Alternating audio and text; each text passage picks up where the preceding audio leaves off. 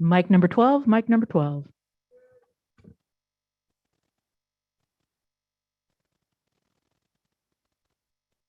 Mic number 11, mic number 11.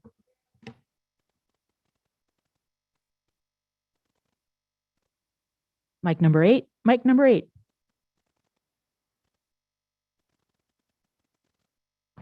Mic number 6, mic number 6. Ooh, that sounds good.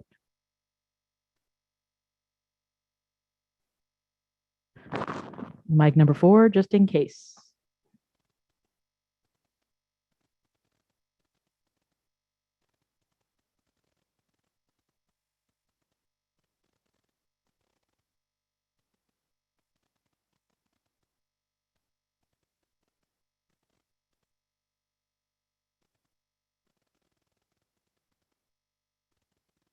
Wireless 1. Podium mic, podium mic.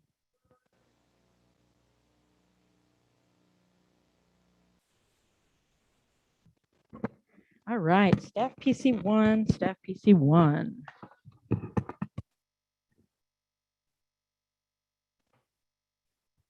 Staff PC2, staff PC2.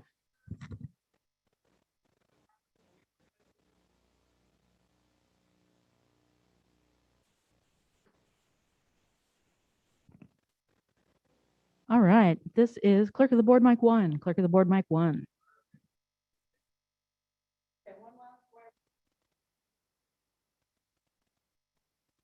Wireless 2, wireless 2. Oh, if I'm far away, can you still hear wireless 2? The better. Okay. That's something too, right? If I'm over here. Okay.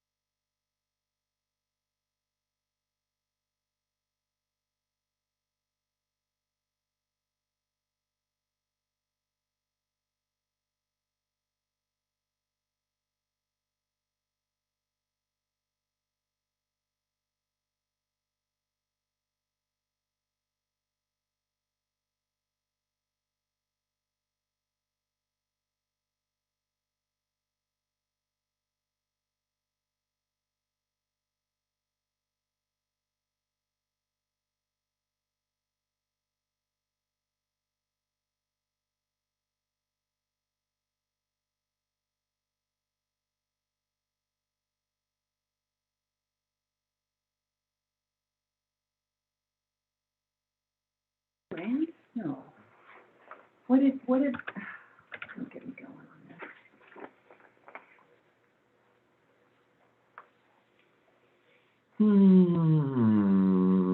$144,000 clear Proflex, July 21.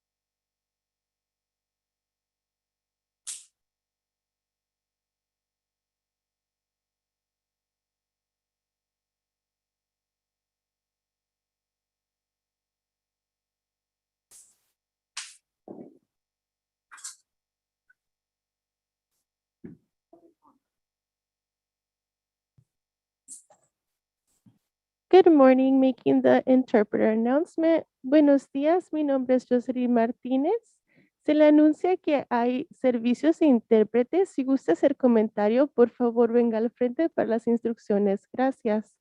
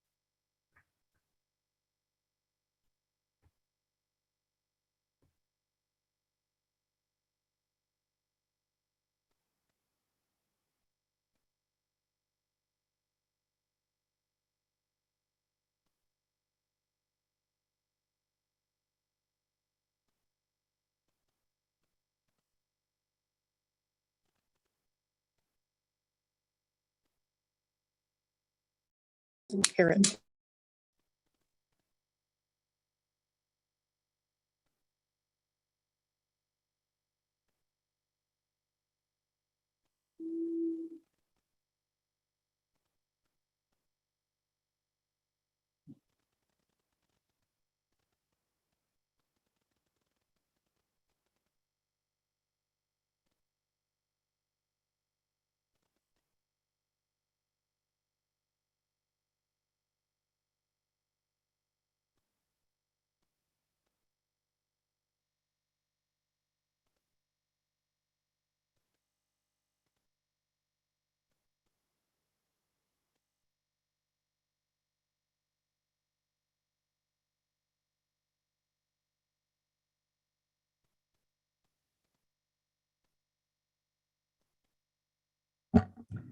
We're getting some tech set up. Could we get Supervisor Lopez and Alejo tagged on as well? I think the videos have to be on. Are we all online?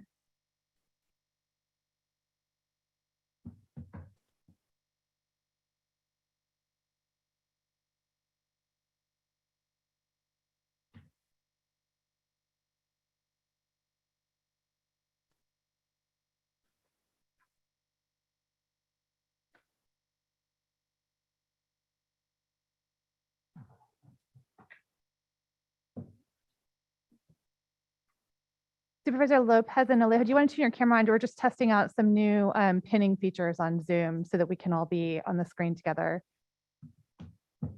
Yeah, I need to switch devices here, so give me about 15 seconds. Okay. My video's on. Okay. Can we pin?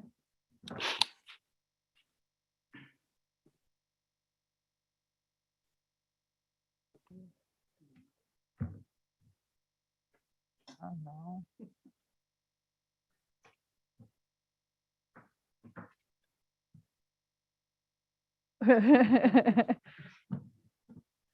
Oh, no.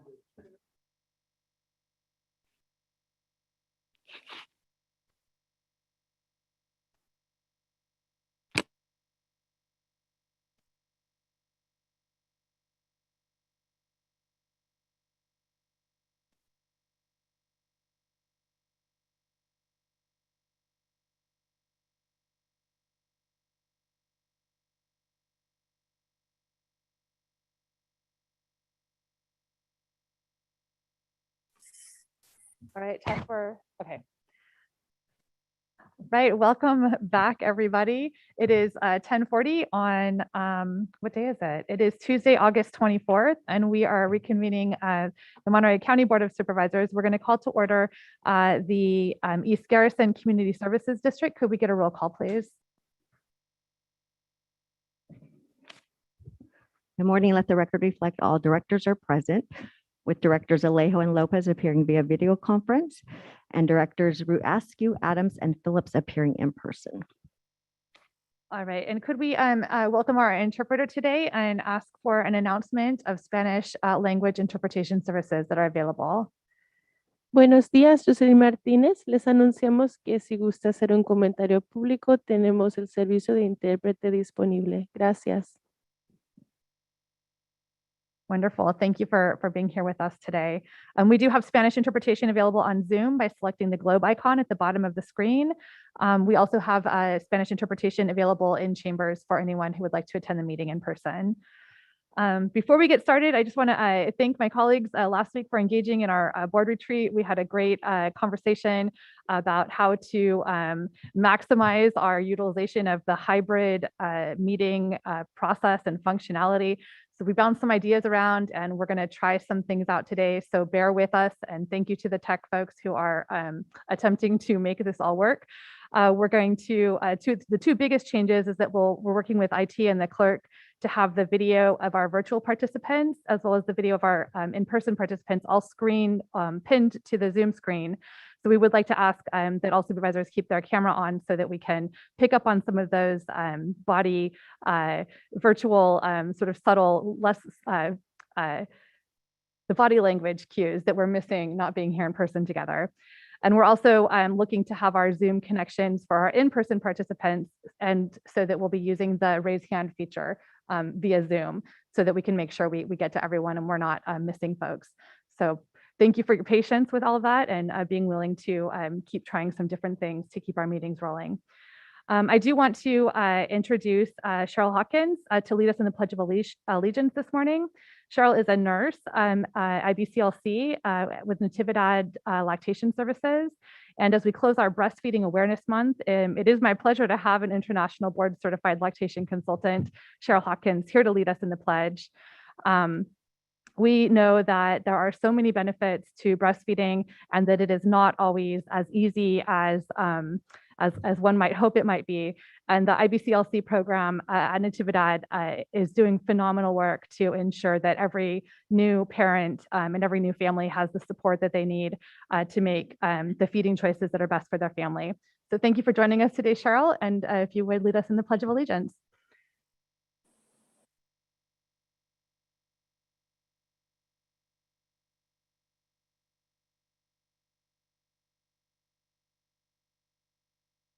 Yeah, she's a panelist. She needs to unmute. There she goes. Cheryl, you'll have to unmute so we can hear you. Sorry about that.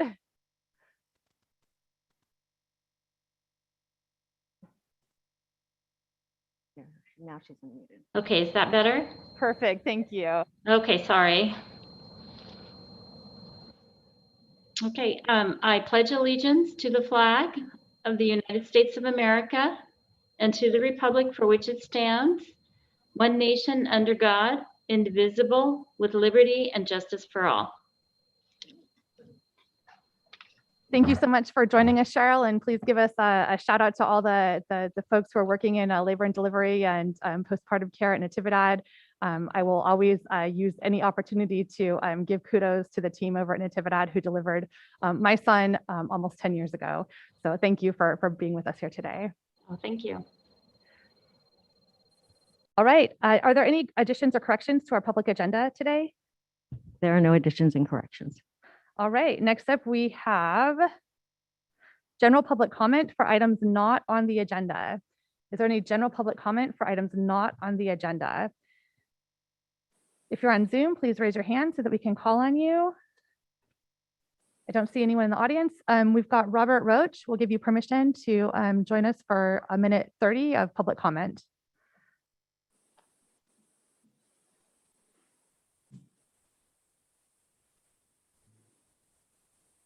Sorry. Okay, bear Hi. with me here. Sorry, Robert. So this is actually public comment for the East Garrison Community Services District. My apologies for misleading there. So we'll get to the general public comment for the board in just a moment. All right, so we'll close general public comment for the East Garrison Community Services District. And we will move to one item on our consent calendar. Acting as Board of Directors of the East Garrison Community Services District, adopt a resolution to establish uses and fees waived for Lincoln Park and establish 2 new sponsored events for a period of at least 3 years, and establish an East Garrison Community Services District annual budget for said sponsored events, and move the established sponsored events to be held at Lincoln Park. Is there any board questions on this item? Any public comment on the East Garrison consent item? Move approval. I'll second Lopez that. seconds. Okay, perfect. We have a motion from Phillips, a second from Askew, and we'll take a roll call vote. Thank you. Director Alejo, Aye. Director Phillips. Aye. Director Lopez. Aye. Director Adams, Aye. and Chair Director Root Askew. Aye. The motion carries. We will adjourn the East Garrison Community Services District. We will open the Board of Supervisors of the Monterey County Water Resources Agency. Could we get a roll call vote, please? Or roll call. Good morning. Let the record reflect all supervisors are present, with Supervisors Alejo and Lopez appearing via video conference, and Supervisors Root Askew, Adams, and Phillips appearing in person. All right. Are there any additions or corrections to this public agenda? There are no additions and corrections.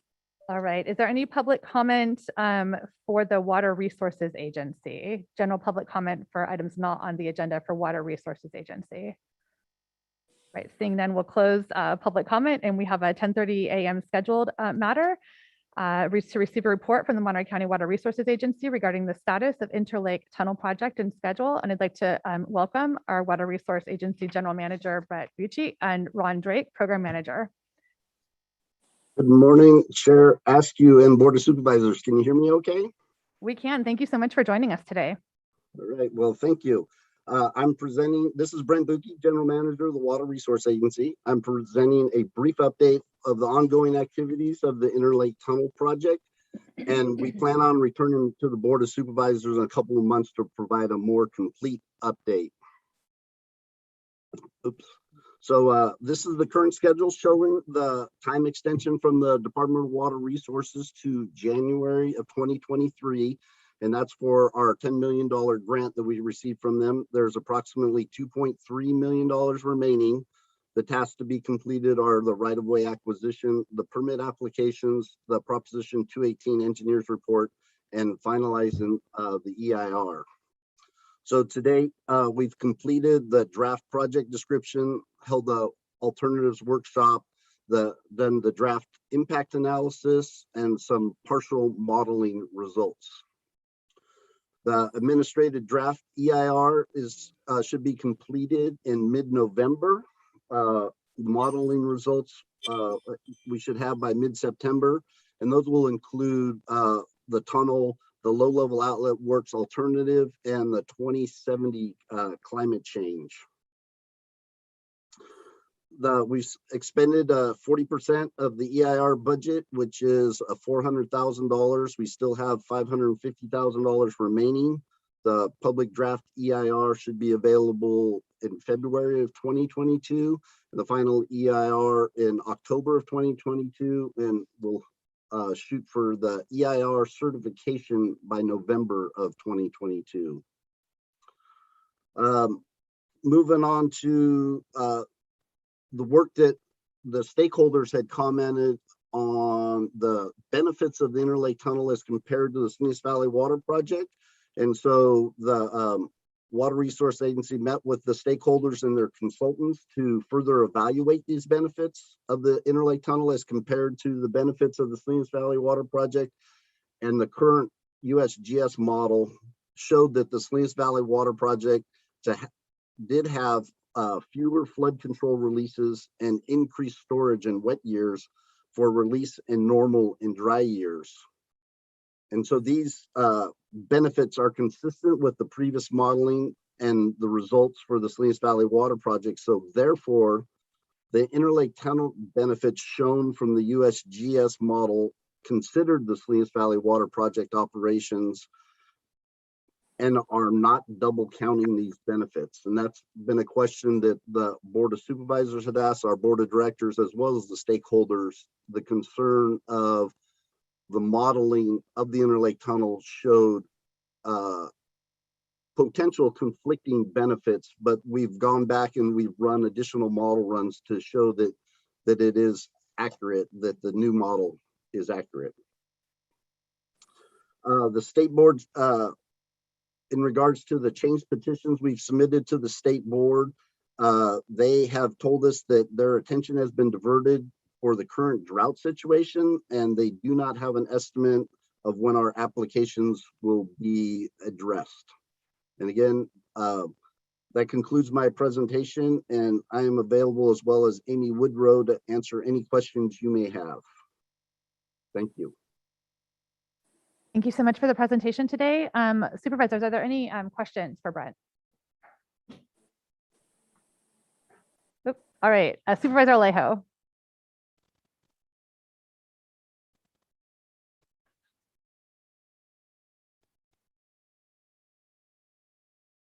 Muted. I can't. Oh, we have an Yeah. audio issue. Are we muted? Supervisor Alejo, Yeah, try again. got There it. we go. Okay, we got you. And what we didn't get an update on was on the 218.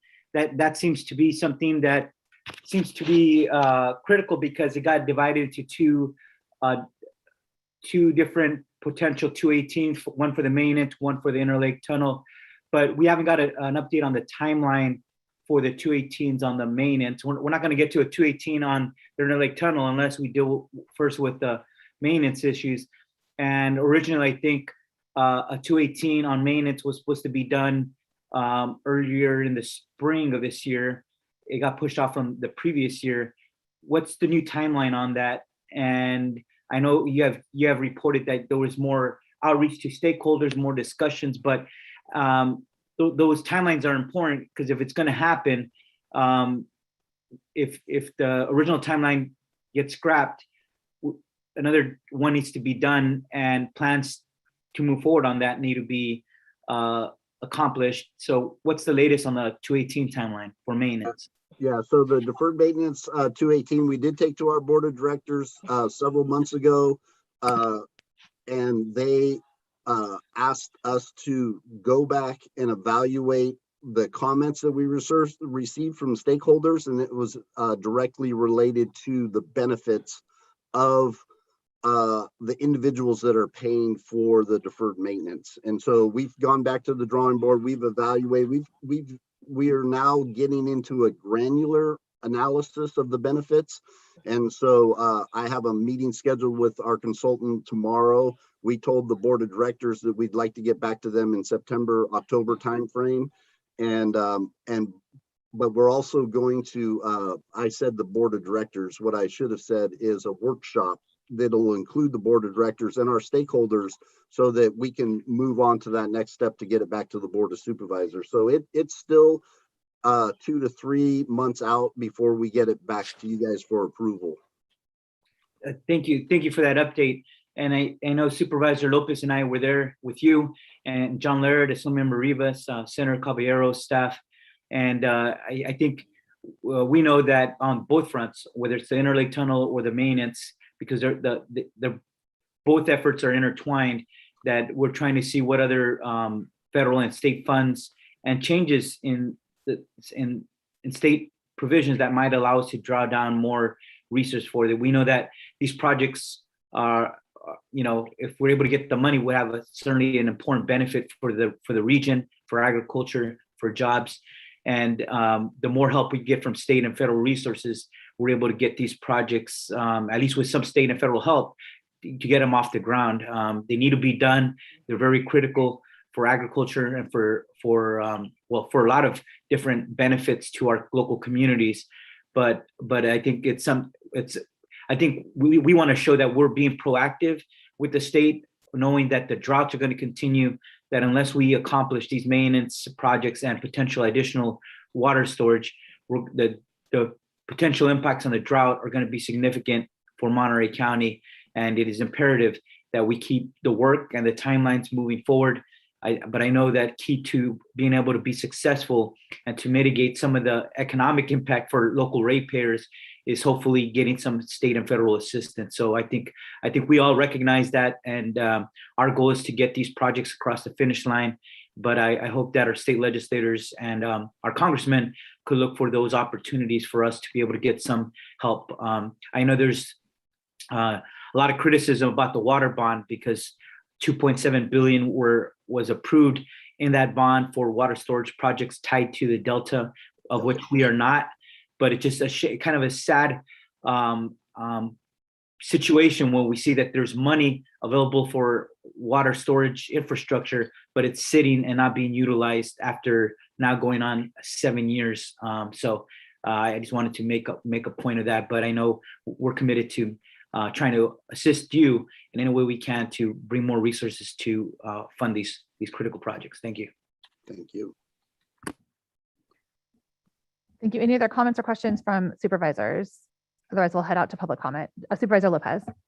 Yeah, I just want to echo Supervisor Alejo's comments on the need for some partnership when we look at the benefit that we provide as a region to the rest of the country, and the fact that we are not tied into any of the state water system. I know that we got some press coverage on our visit with Senator Laird, as well as Assemblymember Rivas and staff from Senator Caballero's office, and that was a key point for me to share with them. And I know that it was a takeaway. And it's important that as we start talking about infrastructure from the federal level and the state level and look at water bonds that have been passed with no money spent, we're ready. We're shovel ready. We're more than that, right? We're just having the conversations about benefits and dollars. So partnering now, it's the right time. So I thank those representatives for coming out to join us. I've also had some great conversations with our congressman about this very issue, about what needs to happen to support us, and we've got support there. It's just I'm excited about the opportunity that we're seeing in front of us in terms of the federal dollars and the state dollars that are becoming available. And so I look forward to continuing to work with Brent to find some more of those opportunities to make sure that they land here in Monterey County, where too often they miss us as we're not connected to the state system. Square peg, round hole. Talk about it all day, but thank you, Brent, for your work, for your continued focus on these matters as we're solving problems now that'll help for generations, not just today and tomorrow. So thank you for your focus. Thank you. Let's take it up to public comment next. Since I don't see any other supervisors' hands raised, we'll welcome public comment on this item for 1 minute and 30 seconds. And we have a couple hands raised. Bren, we'll give you permission to share your public comment. And for anyone else who would like to public comment on this Water Resources Agency item, please go ahead and raise your hand now. Did you call on Janet Brennan? Well, it says Bren, B-R-E-N-N. Is that you, Janet? Yeah. Thank you for joining us. We'd love to hear your comments. This project has not been compared to projects and the groundwater sustainability plan. And we think a cost benefit analysis should be undertaken prior to continuing with the tunnel project. We need to know the benefits and the cost and compared to all the projects that have been proposed to address regional groundwater sustainability problems. Thank you. Thank you, Janet, for your comments. Next up, we have John Farrow. Hi, thank you very much. I'm representing Landwatch in this. I want to echo what Janet just said. It appears that the ILT is being pursued without coordination with the GSA. The 18400 plan says that GSA is going to have identified a suite of basin-wide projects while it drafts the remaining sub-basin plans, but those plans don't actually include an agreed set of projects. Each of those plans has projects that are sufficient for that basin, but there aren't any major projects in common. And there are no major projects at all proposed for Upper Valley and Forebay because they believe their basin is in balance. So I think there's a Prop 218 problem coming up that needs to be addressed. If there's no agreement as to what project should have priority, this project may not be viable. The county spent millions of dollars planning this, and it needs to do it in a coordinated way with the GSP. So we would recommend that before it spends any more, it begin a formal, open, and transparent coordination process with the GSA to figure out whether this is the most optimal project, whether this would warrant pursuit versus some of the other projects that are being considered. So there you need a method to choose a project, and then you need to apply that method rather than just proceeding with this project on the assumption that it's the best deal. Thanks. Thank you for your comments today, John. Is there any other public comment on this Water Resources Agency item? Seeing none, I'll bring it back to the board. And it looks like we are receiving a report, so no action is needed. Yep, Supervisor Alejo, I think that was. Yes, I'm just trying to turn on my video here. Yeah, I did want to just comment on some of the comments made here.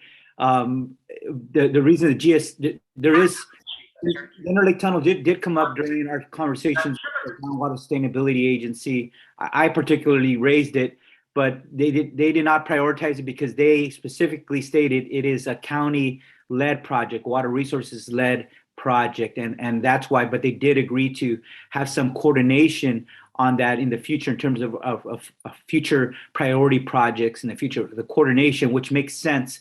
But I do want to say it did come up, and they made clear that they recognized that this was a county-led project, not one by the GSA, for the record. Thank you. Thank you. So with that, we will receive this report and adjourn the Board of Supervisors for the Monterey County Water Resources Agency. We will call to order once again the Monterey County, or reconvene the Monterey County Board of Supervisors with a roll call, please. Good morning. Let the record reflect all supervisors are present, with Supervisors Alejo and Lopez appearing via video conference and Supervisors Phillips, Adams, and Askew appearing in person. Wonderful, thank you. For anyone who's following us on YouTube or Facebook, you're also welcome to join us on Zoom at webinar ID 224-397-747. Are there any additions or corrections to the public agenda today? There are no additions and corrections.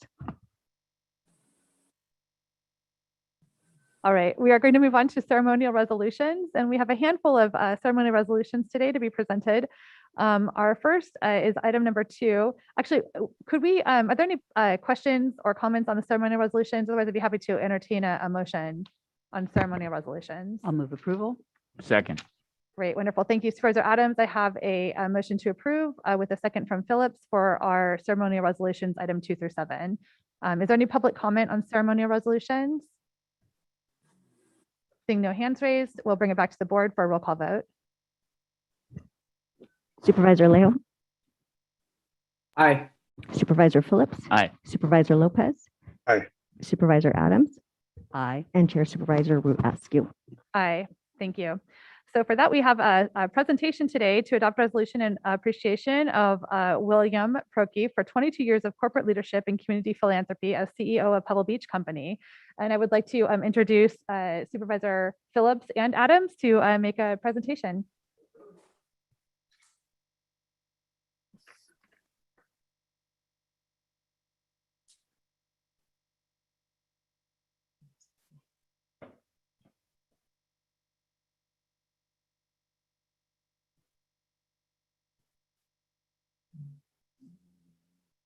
Thank you very. I'm hoping that the mic is working. Right Excellent, into good.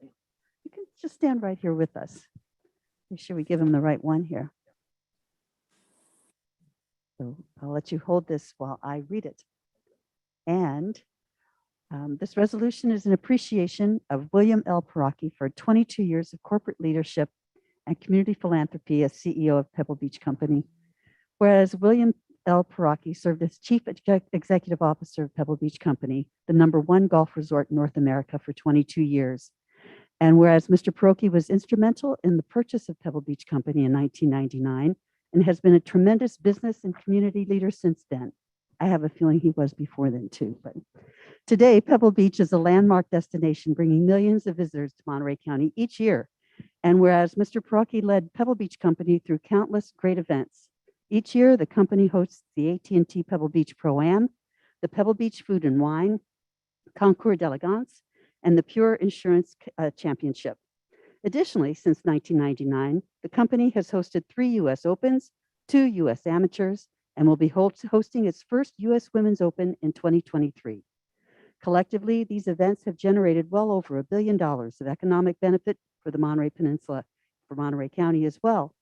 And whereas Mr. Perocki has led Pebble Beach Company through extraordinary challenges after 9/11, the 2008-09 Great Recession, and most recently the COVID pandemic. Testament to his business acumen and leadership and his company's employees' passion and commitment to Pebble Beach, the company emerged through even stronger through each challenge.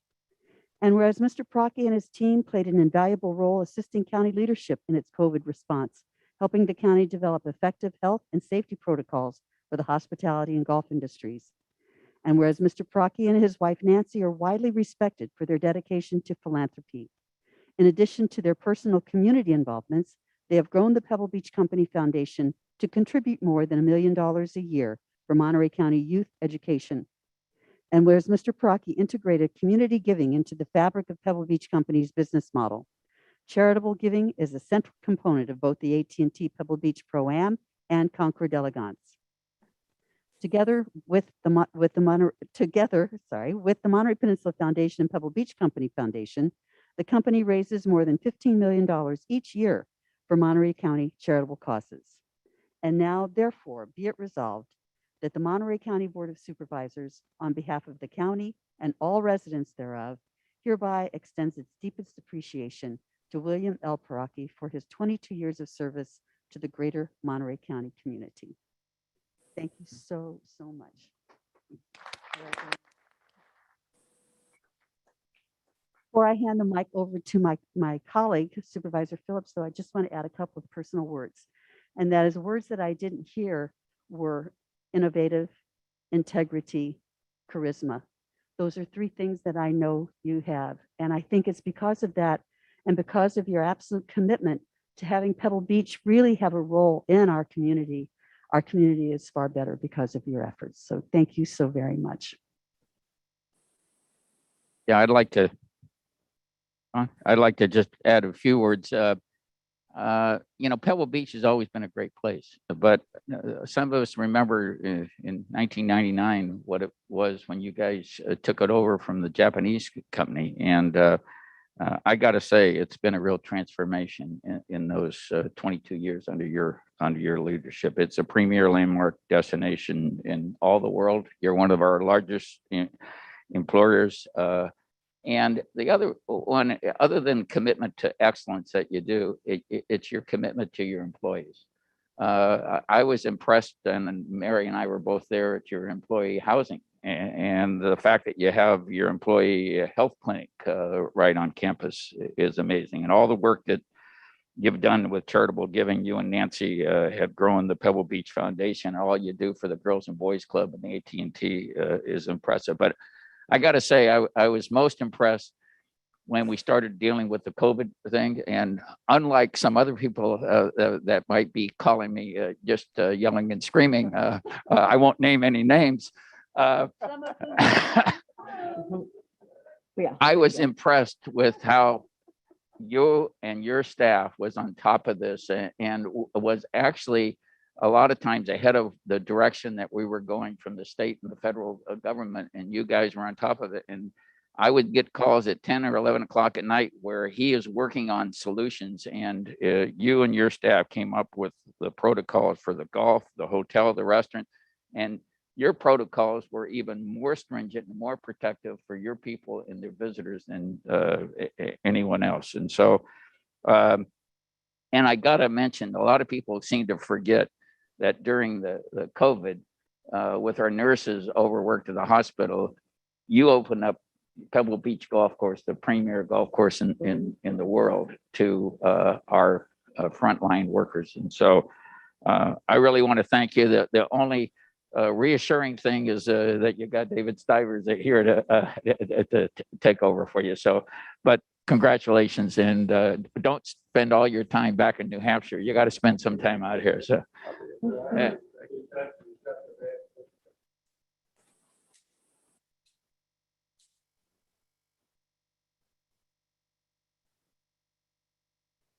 Let me just say thank you to the entire board, and obviously Supervisor Adams and Phillips. It's been an amazing 22 years for me and my family, and my wife Nancy's in back there, and she's a big part of everything I do. I would just say that the Pebble Beach Company has always valued the working relationship that we've had with the county and with the Board of Supervisors. I've always felt it's been a collaborative effort and a partnership, and we listen to each other's views and opinions. And it's just been a really great working relationship. And, we're fortunate to have Dave Stivers, who's sitting there as a CEO replacing me. And if he gets out of line, we got our good friend Ted Balistreri, who is a legend in the hospitality industry and does so much for this county. I look forward to continue to be involved because I'll be the co-chairman of the board of the Pebble Beach Company, and looking also to be really involved in the community going forward too. So again, thank you for this award. It's very much appreciated.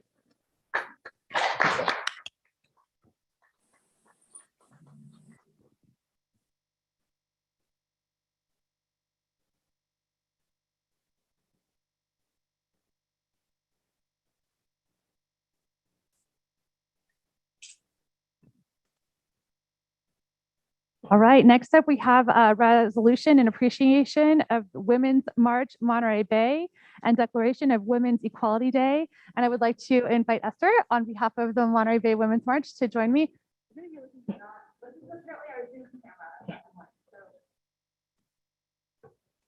I'll pass this to you. And I will just say that Monterey County Women's March has been just an incredible rallying organization that has raised awareness in our community, that has brought people together to recognize the work that's been done historically to ensure that women have equal rights in our society, and to recognize that we have a lot more work to do in order to make sure that legally, economically, socially, women have the same opportunities available to them that men do. And I'll just comment that with the pandemic, we know that it has forced women out of the workplace. And so our work is clearly laid out. A path of additional work is lays before us. And I have strong faith that the community that supports the Monterey Bay Women's March will be able to continue to raise that awareness and take action and organize to make sure that we all have the same opportunities. Would you like to make any comments? Okay. This, and we'll give you this, and I'll give you a hug.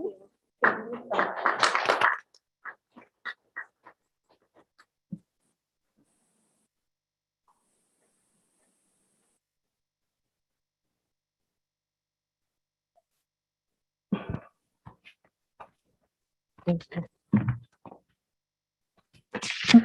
All right, with that, we will move right along to our appointments. Today, we have appointments number 8 through 13 on the board agenda.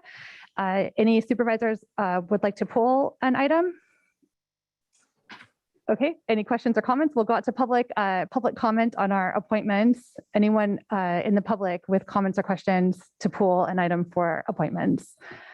Otherwise, I'll bring it back to the board to entertain a motion. I'll move Lopez moves. appointments. All right, I think I heard a motion from Lopez. I'll call Supervisor Adams a second, and we will take a roll call vote. Supervisor Alejo, Aye. Supervisor Phillips, Aye. Supervisor Lopez, Aye. Supervisor Adams, Aye. and Chair Supervisor Rubascu. Aye, thank you. Next up, we have our consent calendar. This is consent calendar for the Board of Supervisors agenda. We have items number 22 through 66. Would any of my colleagues like to pull or comment on any item on the consent calendar? Supervisor Lopez. 66 for comment. 66. Would you like to make those comments now? Happy to. Just wanted to share that I'm excited and asked for the opportunity to make the motion today on this consent calendar, seen as it contains item 66, which marks a return to King City of services from the county that were closed many years ago. And so just excited about this opportunity to invest in a facility to restore services deep in South County where they've been before and they deserve to be. And so I thank my colleagues for supporting that, but look forward to making that motion when the time is appropriate. Thank you, Madam Chair. Great, thank you. And Supervisor Alejo? Yeah, I wanted just to comment, not pull anything on items 29, and I'll be very brief. 29, just to continue on Supervisor Lopez's in his district, it's to continue broadband service through the VITA program for the city of Gonzales. So I just wanted to just speak to that because I think that's a good use of county resources that during this pandemic and during the work that our VITA workers are doing to help Gonzales as a community that's been a leader in terms of trying to expand broadband access to its residents, which is critical during this pandemic. And lastly was on item 44, which is on the Sheriff's Department. I just wanted, because it's a $3.4 million project it's with our state hospital. I'll just get the, but I just wanted to point out, because it came to our budget committee, that it has no impact on the county. All the funds are being obtained through the state contract to provide those services. And we know that a portion of our county jail was closing as the new facility was opening, but we're able to put to use that space by including these additional services that serve the three-county region. So I think that's a good reuse of those facilities, but also implement this new service for locals. Thank you. Thank you, Supervisor Alejo. Supervisor Phillips. Yeah, I'd like to pull for comment 58 and 59. Would you like to make those comments now? Yes. The board referral that was made, and I just on 58, the board referral about the cannabis, I certainly support the cannabis program organization study to be done by the consultant. And I was impressed and support the cannabis inspection pilot program that was directed by the staff, and they're going to bring that back in October. I got to say, I was a little concerned about the response that we got from the Agricultural Commission.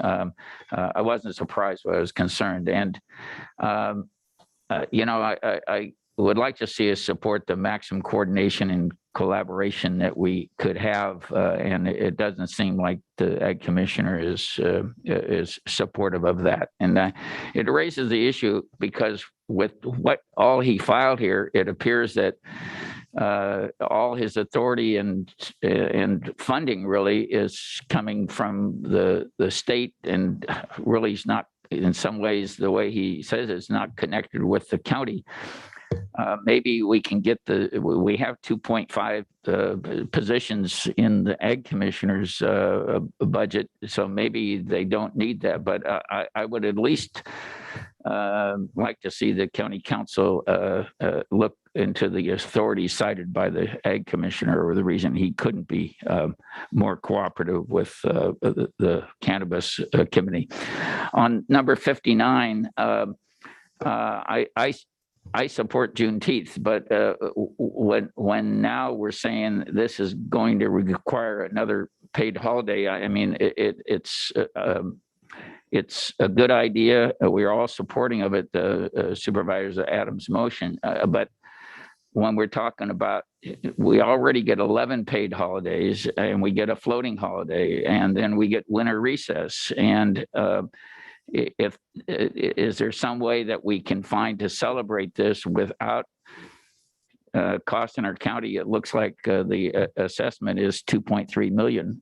It's going to cost us to add another day, unless it's a replacement day. I would have difficulty with it. So that's my concern. I'll state at this point. But thank you. Thank you, Supervisor Phillips. Supervisor Adams, did you have anything you wanted to pull or comment on? No. Okay. I would like to pull I have a comment on 59, and then I'd like to pull for a separate vote items 45 and 57. But I'll make my comments about 59, which is the Juneteenth referral that Supervisor Adams had submitted. This is the process that we have in place where referrals get brought back with a quick analysis by staff before further action is taken. And I just, I think it calls to our attention that we have an ongoing need to recognize the impact that systemic racism remains a plague on our society. We've all been watching the news and seen some of the actions that have been playing out in some of our local school districts, and the ways in which our local school districts and our leaders have responded differently to those essentially displays of white supremacy in from our children. And I think we all have a responsibility to lean in and to continue learning about our own role in the systems of oppression that have been in place for generations. And I do want to express my support for the Juneteenth holiday as one additional way that the county can take action to begin to more formally recognize and repair damages that have been done over the past. So with that comment on that one, I'd like to pull 45 and 57 for a separate vote. But happy to entertain a motion on the others, and then we'll go to public comment. Lopez moves. Second.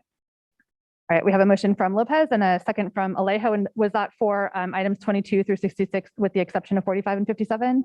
Correct. Great, thank you. We'll go to public comment. Any public comment on our consent agenda today? I see one hand raised from Bernie Gomez.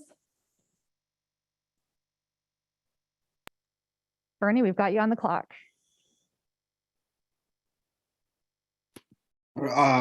Okay, buenos dias, Madam Chair and the Board of Supervisors. I hope you all had a great, break. Stay safe, healthy, family's okay, all that. And just want to comment on item 44. Although I don't really share the same sentiments that Mr. Alejo, Board of Supervisor Alejo, but I understand the need for mental health programming and stuff. But however, I don't believe that a jail has the capacity to provide as it states on the board report, to provide counseling and therapeutic living environment that fosters socialization. To me, this actually makes it look like it's an oasis, like it's a perfect place to have this type of engagement, right? And me being formerly incarcerated and being in understanding what that place consists of, this is I think it's just irresponsible and wrong to think that fostering or being a de facto mental health clinic in the jail, Monterey County holding this de facto mental health clinic, right? Yeah, it's counterintuitive to the actual purpose of dealing mental health services. You might go into this to these programs, but you still got to go back to a cell. You still got to go back to a oppressive setting. So I just think it's irresponsible and wrong. But Thank you for your comments today, Bernie. Next up, we have Robert Roach.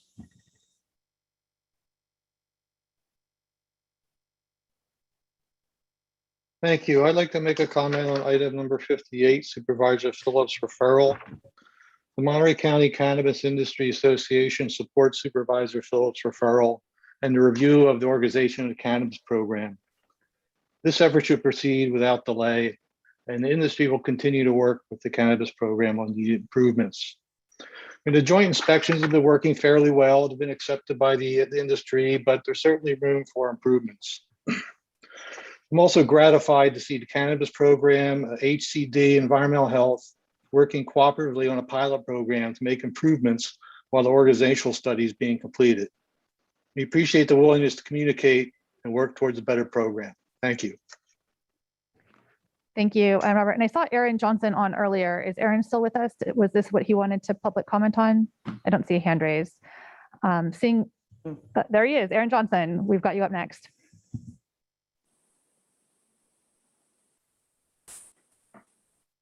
Thank you. Yeah, it pertains to, I'll just re-emphasize what Bob Roach just said, but I'm hoping that we can also pay attention to the current status of the economic conditions in the cannabis industry. We had an interesting meeting yesterday with with staff, which has been really fruitful over the last several months, as we've said on multiple occasions. But the market has crashed essentially, and we need to have quick discussions about some of the other procedures that happen within this industry, particularly with changing the tax square footage to a more quarterly basis. So I look forward to that dialogue and just ask that that be included in the upcoming policy decisions. Thank you. Thank you, Aaron. Next up, we have Natasha Elliott. Hi, my name is Natasha Elliott, and I am here representing the Monterey County Cannabis Operation, as well as the landowner of Monterey County Cannabis Tenants. To piggyback off of Aaron and Bob, we are asking the county to take emergency action to allow operators the ability to edit their canopy registrations quarterly, or risk the closure of many established operators. The oversaturation of cannabis licenses has helped create a flooded market that's going to take time to stabilize. And in turn, operators need the flexibility to forecast their harvest quarterly, not a year in advance. Please take the action necessary to support local cannabis operators now. Thank you. Thank you for your comments today, Natasha. Any other public comment on our consent agenda? Seeing no further hands raised, we do have a motion and a second, and we'll take a roll call vote. Madam Chair? No. Yep, Supervisor Alejo. Really quick on item number 44, just to respond to one of the public comments. The contract at the jail, not to speak for the Sheriff's Department, but it's specifically for a certain jail population, those deemed not competent to stand trial. So it's rather than having these local residents who are in this situation go to another state hospital further away, they're being able to be served at this local facility, and it's for those in the 3-county region. Thank you. All right, we'll take a roll call vote, and this is on items 22 through 66, with the exception of 45 and 57. Supervisor Alejo, Aye. Supervisor Phillips. Aye. Supervisor Lopez, Aye. Supervisor Adams. Aye. And Chair Supervisor Askew. Aye. Thank you. The majority of the consent carries. On item 44, this is an agreement with Pepsi for the Laguna Seca racetrack, and this had come to us previously. It's an agreement with Pepsi to provide discounted purchasing agreements. However, it also provides pretty significant sponsor benefits to Pepsi. And I had requested that staff provide additional information about the value of the sponsor benefits being afforded to Pepsi, with the goal that the county isn't underselling our asset. That information wasn't included in the report, so I'm not able to vote on this agreement today. As best as I can understand it, this particular agreement is a wash for the county. So I will be voting no on this item. The second one is item 57, which establishes a new bargaining unit for our nurse classifications. Our California Nursing Association would like to have their per diem nurses and their daily nurses included in the same classification. I understand why the county HR made the recommendation that they did for two separate classifications. However, I think that the argument based on the EERRs of the nurses for a single unit classification is compelling, and my preference would be to honor the request of our nursing staff for a single unit classification. So I will not be able to support this item either. So I would motion no on items 45 and 57. I'd move approval of 45 and 57. I'll second those. Right, we have a motion from Supervisor Phillips with a second from Mary Adams to approve 45 and 57. Is there any public comment on these items? Seeing none, we'll take a roll call vote. Supervisor Alejo. Aye. Supervisor Phillips. Aye. Supervisor Lopez. Aye. Supervisor Adams. Aye. And Chair Supervisor Askew. No. All right, those additional consent calendar items are approved, and we will move on to our call for general public comment on items not on the agenda today. This is general public comment for things that are not listed on the agenda. Our meetings are held in public, but we are not able to discuss items not listed on the agenda. So we appreciate your comments. However, we will not be able to engage in conversation about your comments. We would, however, also encourage anyone who has additional thoughts to share to email us at cob@co.monterey.ca.us. And we'll go to Robert Roach for general public comment.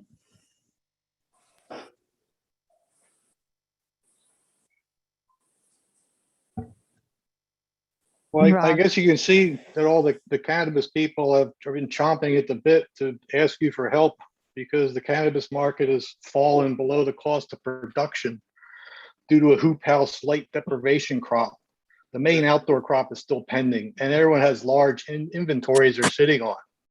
It's not even about the lack of dispensaries anymore. California has licensed so many growers, they could supply the whole state several times over. The market now is oversaturated with no relief valve like legal exports.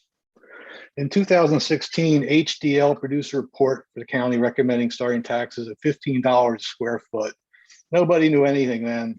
By 2018, HDL learned a lot, and they produced another report for Monterey County, and that report said the county had to adopt to changing business conditions as the market matured, or our businesses will fail, ones will not want to come here. Tax revenue will be reduced. I'll send you the summary of that report. I hope staff can get the full version. This is another moment of truth. In 2018, the board reduced tax rates based on HGL recommendations. Businesses are going to fail in 2021. What's the tax delinquency rate for last quarter? Do you know that? We should know that. The first thing we need immediately is to revise administrative procedure to allow quarterly changes to canopy and to cause those to be processed quicker. Then we need a tax workshop to talk about equitable and sustainable policy. Thank you for your comments today. Next up, we have Karina Silva.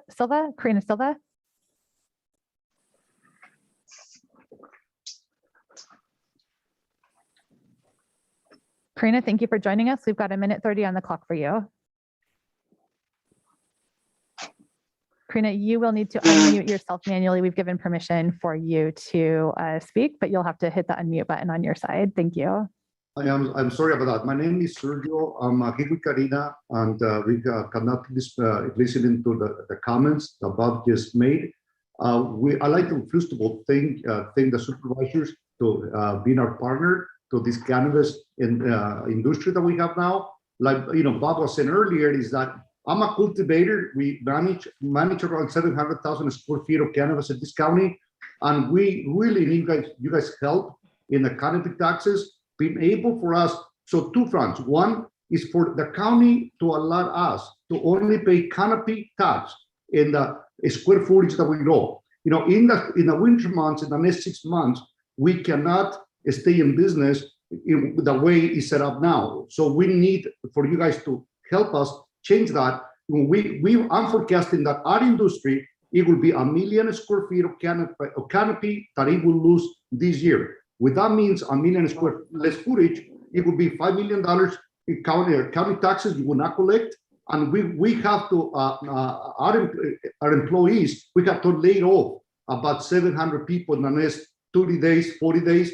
That means $30 million of income will not go back to our economy. So I think we're in a really state of emergency as an industry. So we're asking you to to get your support. We need your support to help us through this. It happened to us before 1981 when NAFTA, the cut flower industry was blooming in Monterey County. Thank you for your comments today. Next up, we have Jennifer Rosenthal. Hi, thank you, supervisors. I'm Jennifer Rosenthal, and I am the Vice President of the Monterey County Cannabis Industry Association. And I would like to just echo what Bob Roach has previously stated in this hearing, and also emphasize the importance of the operator's ability to amend their business registration form, which is what dictates their cultivation tax throughout the year. I'm not sure if the supervisors are familiar with this process. It was implemented by the tax assessor and now is run by the cannabis program. So I would like the supervisors hopefully to work with the cannabis program to amend this process. And also it is important that we open discussions about the current tax rate and how that is affecting the industry, and that the operators are not going to have the ability to maintain payment of these types of taxes without some sort of reduction and our ability to manipulate their canopy throughout the season. Thank you. Thank you, Jennifer. Any other public comment, general public comment today? Seeing none, we'll close general public comment. I don't see anyone in the audience, and we will recess the Monterey County Board of Supervisors to lunch back into closed session. We will reconvene back here at 1:30 p.m.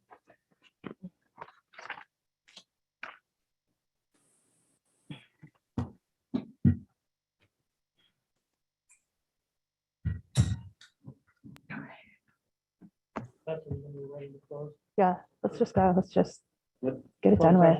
Yeah.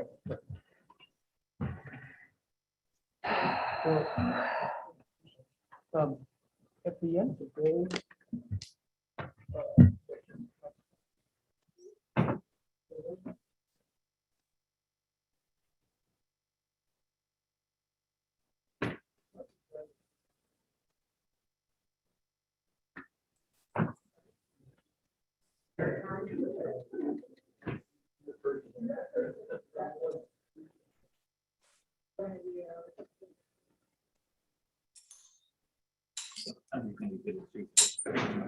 yeah, I hope so. We'll do that research you want.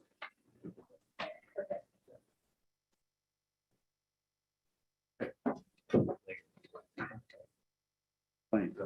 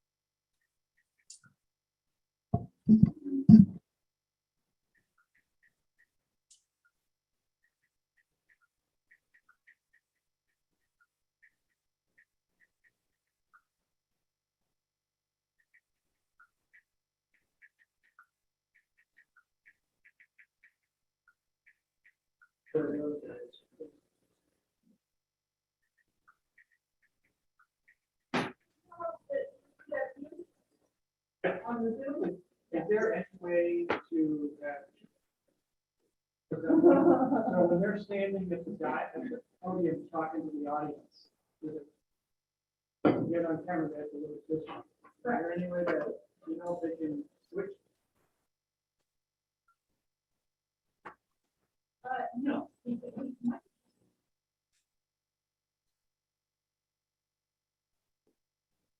They missed Charles's bowl.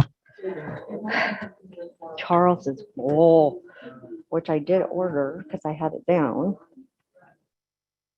So I'm going to call them right now.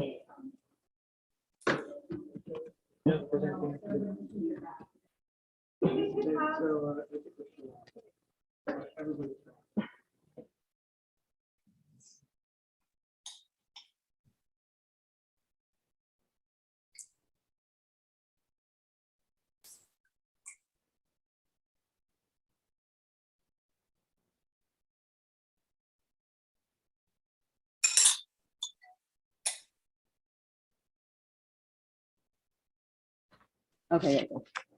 And then Askew's lunch is still coming. Nick got yours. You're broadcasting that. Everybody, Everybody's calling me. Okay.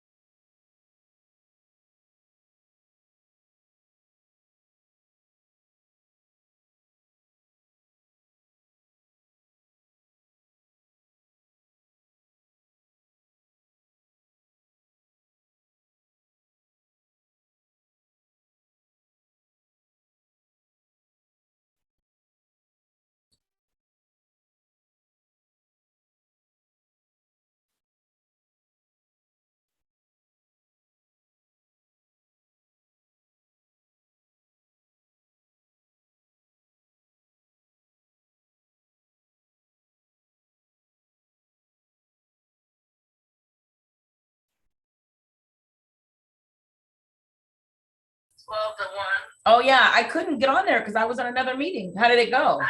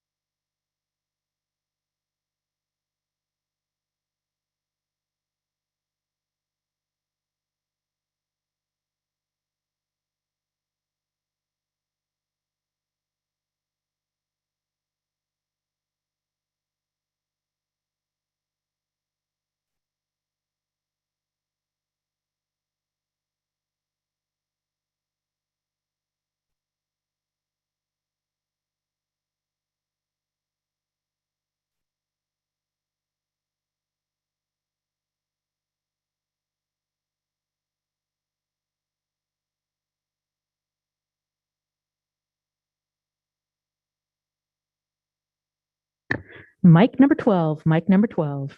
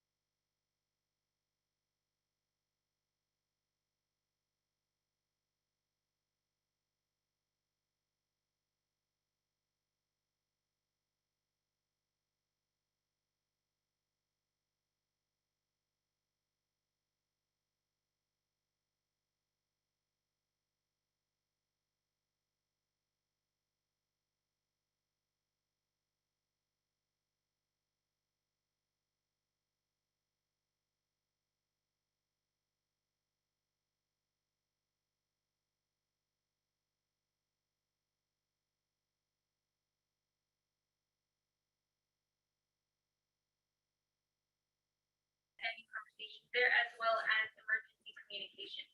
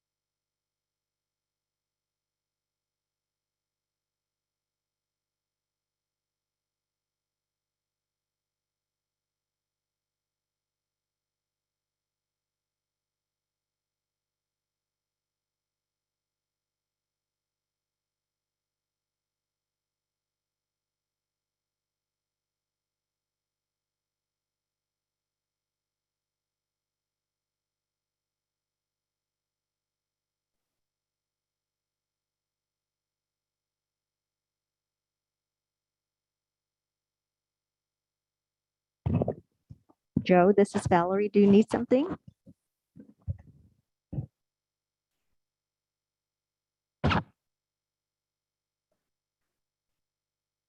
Yeah, we're good.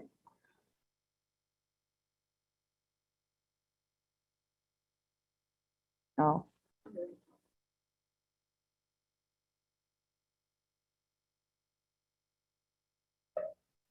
Let me go.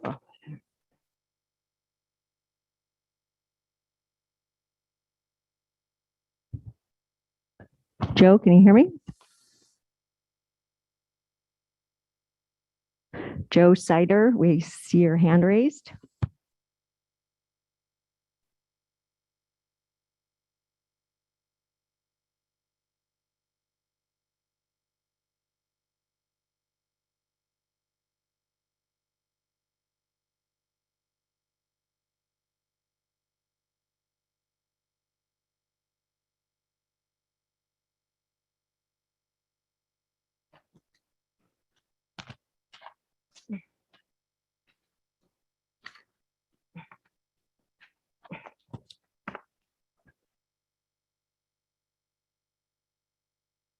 Jennifer, does Jennifer have her hand? Oh, now Eric, I'm going to move him over to panelist.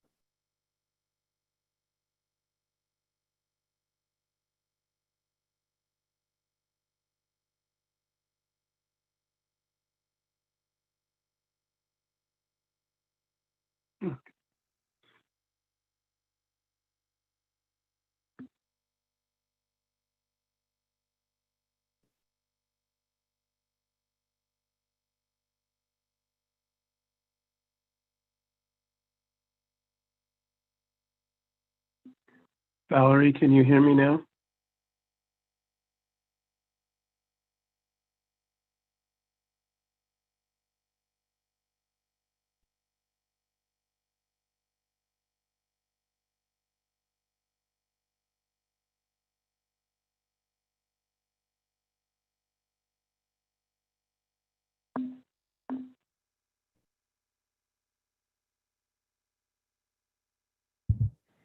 Joe, this is Valerie. Test. Yes, can you hear me now? We can hear you now. Thank you. I think it was on our end and not yours. Okay, good. Well, I reconnected via phone audio, so that should work. The question I had previously was, will you be showing the presentation for me, or will I be sharing that from my own computer? You need to share it from your own computer. And the reason why we ask that is, for you guys to have control. And we can't share two screens at one time. So IT controls the public comment timer for us. So she has to share that. So that's why we ask for those that are presenting to present on their own. So yes, you'd have to share your slides. No, that's fine. That's great. I just wanted to confirm that. Thank you. Yeah. No, thank you.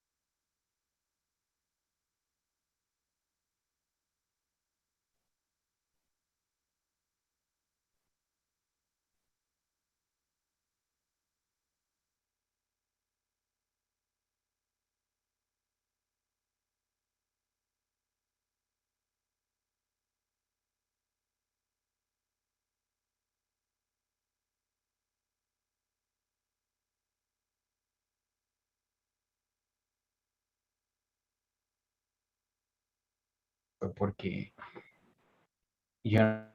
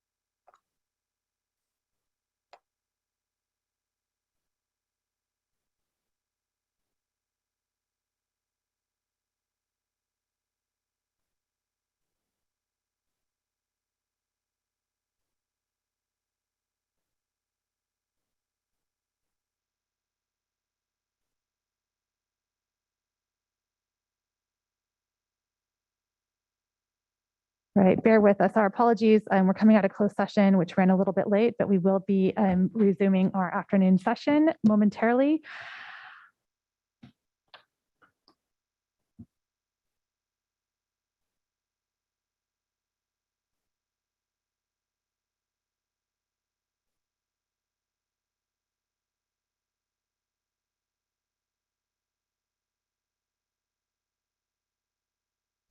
All right, we are going to go ahead and get started for the Monterey County Board of Supervisors reconvening for our afternoon session. Could we get a roll call, please, from the clerk? Good afternoon. Let the record reflect all supervisors are present, with Supervisors Alejo and Lopez appearing via video conference and Supervisors Askew, Adams, and Phillips appearing in person. Thank you. And for those who didn't join us this morning but are joining us this afternoon, we do have Spanish interpretation services in the chambers today provided by Jocelyn Martinez. Jocelyn, can you share the Spanish interpretation announcement? Buenas tardes, Jocelyn Martínez, intérprete de español. Les anunciamos que tenemos servicios de interpretación disponibles para su comentario público. Gracias. Thank you so much. And just as a reminder, anyone who's joining us on Zoom may select the globe icon at the bottom of the screen for Spanish interpretation services via Zoom, as well as anyone who wants Spanish interpretation in person. We welcome you here in Chambers. Our webinar ID for Zoom is 224-397-747. And we have our first up this afternoon, our 1:30 scheduled matter. And before we do that, I just want to again reiterate, we're trying a few different technology strategies here to allow for best practices in virtual. Bear with us. We're trying a few new IT strategies to allow for best practices in a hybrid meeting situation. So we will be trying to pin the videos of board members on the Zoom screen, and we will be asking those supervisors who are joining us virtually to please keep your cameras on so that we can pick up some of the body language. We're also asking our supervisors who are here in person to use the virtual raise hand feature, which requires us to do some technology troubleshooting. Thank you. All right. Our 1:30 item, which we're starting right now at 2 o'clock, is to consider, let's see here, to receive a COVID update and to receive some information about a resolution to confirm prior board action and consideration, consider modifications to the requirement for COVID-19 vaccinations for all county employees. We have a number of items underneath that COVID update, and I would like to bring in Irma Ramirez-Bao, who's our Director of Human Resources, to review the previous action and modification recommendations. Thank you for joining us, Irma. Oh, sorry. All right, we've got the rest of our HR team with us here today. We've got Wendell and Ariana and Jan. So thank you all for being here, and we'll pass the microphone over to you. Thank you, Madam Chair and board members. We do have a brief presentation for you all today to provide you an update on the board's vaccination mandate. Give us 1 second to bring it up.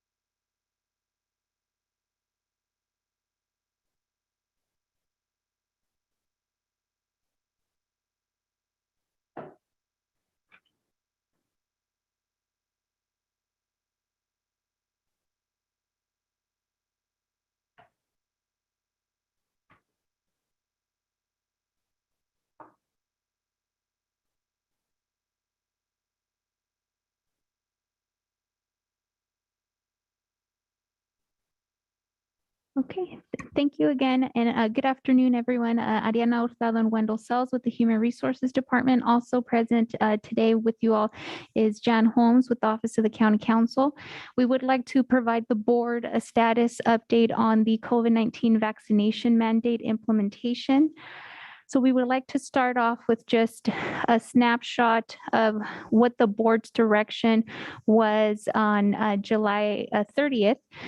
So on July 30th, your board provided direction to staff to make effective as of August 16th, which was this last Monday. So all employees, including full-time, part-time, temporary, volunteers, interns, per diems, and teleworking employees, whether they're working indoors or outdoors, are now required to be fully vaccinated unless they have an authorized exemption. And we've also, staff has interpreted this direction to include contractors who are regularly working in county work sites and facilities. Employees are also now required to complete the employee certification of their COVID-19 vaccination status using the Monterey County Connect application or the desktop link for that same system. Employees and individuals must also all wear face coverings while inside any county facilities and work sites. So this does include employees, visitors, and members of the public. Employees who are granted authorized medical and religious exemptions will be required to submit to weekly COVID-19 testing, and this will be twice weekly for Natividad staff, and wear appropriate PPE. This is going to take effect after the compliance deadline, which is currently September 15th per the board's direction of giving 30 days for employees to become fully compliant from August 16th. So next, we would like to provide you just a status update on where we are with the implementation efforts. First and foremost, we want to start off with the meet and confer discussions. The Human Resources Department did notify all employee groups regarding the board's action and direction of July 30th, and we received 3 requests to meet and confer, one from the California Nurses Association. We also heard from our Deputy Sheriff's Association as well as SCIU. The Human Resources Department has now met with all 3 groups, the CNA and the Deputy Sheriff's Association. We held one meeting with them. We addressed operational and implementation type questions, and parties agreed that no further meetings were required at this time. The Human Resources Department continues to meet with SEIU regarding identified impacts to employees resulting from the board's vaccination mandate. For the state health officer's order to ensure compliance effective August 23rd, so effective yesterday, Natividad, there's 4 departments that are now required to begin testing those employees that are not fully vaccinated. So we have Natividad, the Sheriff's Office Corrections, Probation Corrections, as well as our health department clinics group. Natividad is currently administering in-house testing for hospital and probation employees. The Sheriff's Office for their correction staff is continuing to utilize the jail medical contractor, which is WellPath. And the health department is utilizing a combination of Natividad and as community sites for testing employees who reside and work outside of the Salinas area. For the COVID-19 vaccination certification status, communication has gone out on several occasions to employees, reminding them that they are now required to show proof of their vaccination status or submit a request for exemption no later than September 15th, which is that compliance deadline that was previously directed by the board. Moving on to system developments, the Human Resources Department is collaborating with the IT department to develop tracking mechanisms for the employee testing piece. The current Monterey County Connect application provides us the mechanism to track the employee vaccination status, but we are working on that testing component. In fact, on Monday, as of yesterday, we launched a pilot of that testing tracking system for those 4 departments which we identified that needed to begin testing. So they have that mechanism to track their employees' testing as of yesterday. And we will continue to work with those departments to refine the application for the use across all county departments after that compliance deadline. The Human Resources Department has also set up internal systems that are linked together as part of this test tracking system so that it helps us better track and report the vaccination and testing. So it's creating a little bit of more of an automated update. So working with other departments to feed the information into the system so that there's manual entry on the side of human resources professionals throughout the departments. For testing employees with approved medical or religious exemptions, the Human Resources Department, we won't know the full impact associated with these exemptions until after that compliance deadline, which again is currently September 15th. Natividad is able to provide countywide testing to employees with authorized exemptions. We've worked extensively with the hospital, and they've been very gracious in accommodating, figuring out a way to offer the testing for countywide employees. So we're continuing those conversations, and this is part of that automated feeding the information into that test tracking system. So as part of the discussions with Natividad, Natividad would be able to provide some of the information that we need, and our systems would update automatically on our end.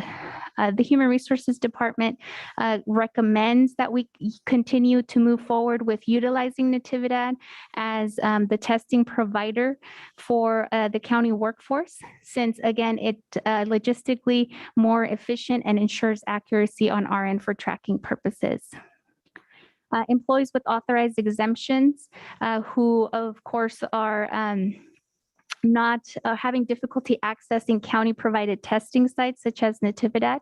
The Human Resources Department is currently reviewing some additional options and opportunities to potentially engage vendors to provide testing for these employees as necessary. So we are looking at some additional options to supplement that Natividad testing process as well. And so for today's purposes, that concludes our status on the implementation of the board's directive from July 30th. We are seeking some authority and direction from your board on 5 items today. The first one being to extend the vaccination compliance deadline to from September 15th to September 30th. This would align with the state health officer's mandate that was issued on August 5th and provide employees the opportunity to receive the complete vaccination series to include those that are a single dose for Johnson & Johnson or a 2-dose series such as Pfizer and Moderna. So we'd also request the board authorize appropriate corrective disciplinary action for those employees who after the compliance deadline refuse to adhere to the board's vaccination mandate. This would include up to and possible termination, again, for those employees who fail to adhere to the July 30th board mandate. The direction as it stands today is departments would work directly with the Human Resources Department as well as the Office of the County Council to identify the appropriate level of that corrective action. But we are asking the board to authorize this process.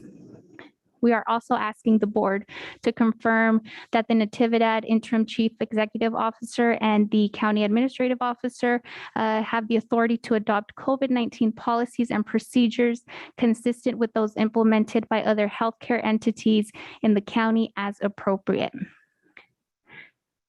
The Human Resources Department also seeks confirmation from the board that county contractors whose employees report to work regularly at county facilities, including both buildings and grounds, are required to ensure compliance by their employees with the COVID-19 vaccination requirements and provide proof of COVID-19 vaccination or submit to weekly testing, which would be handled by their employers. And then lastly, we ask that the board confirm that the county administrative officer has the authority to take appropriate action to implement the board direction as necessary. And the staff stands by to receive any additional direction from the board on any of these related matters. With that, we'd be happy to answer any questions. Great. Thank you for the presentation. And I'll go first we have Supervisor Alejo's hand raised, and then we'll go to Supervisor Phillips for questions. Thank you, Madam Chair.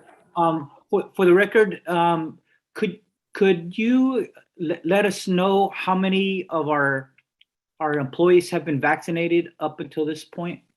I think that's a question the public would like to hear. Where do we stand in terms of our vaccination of our employees overall?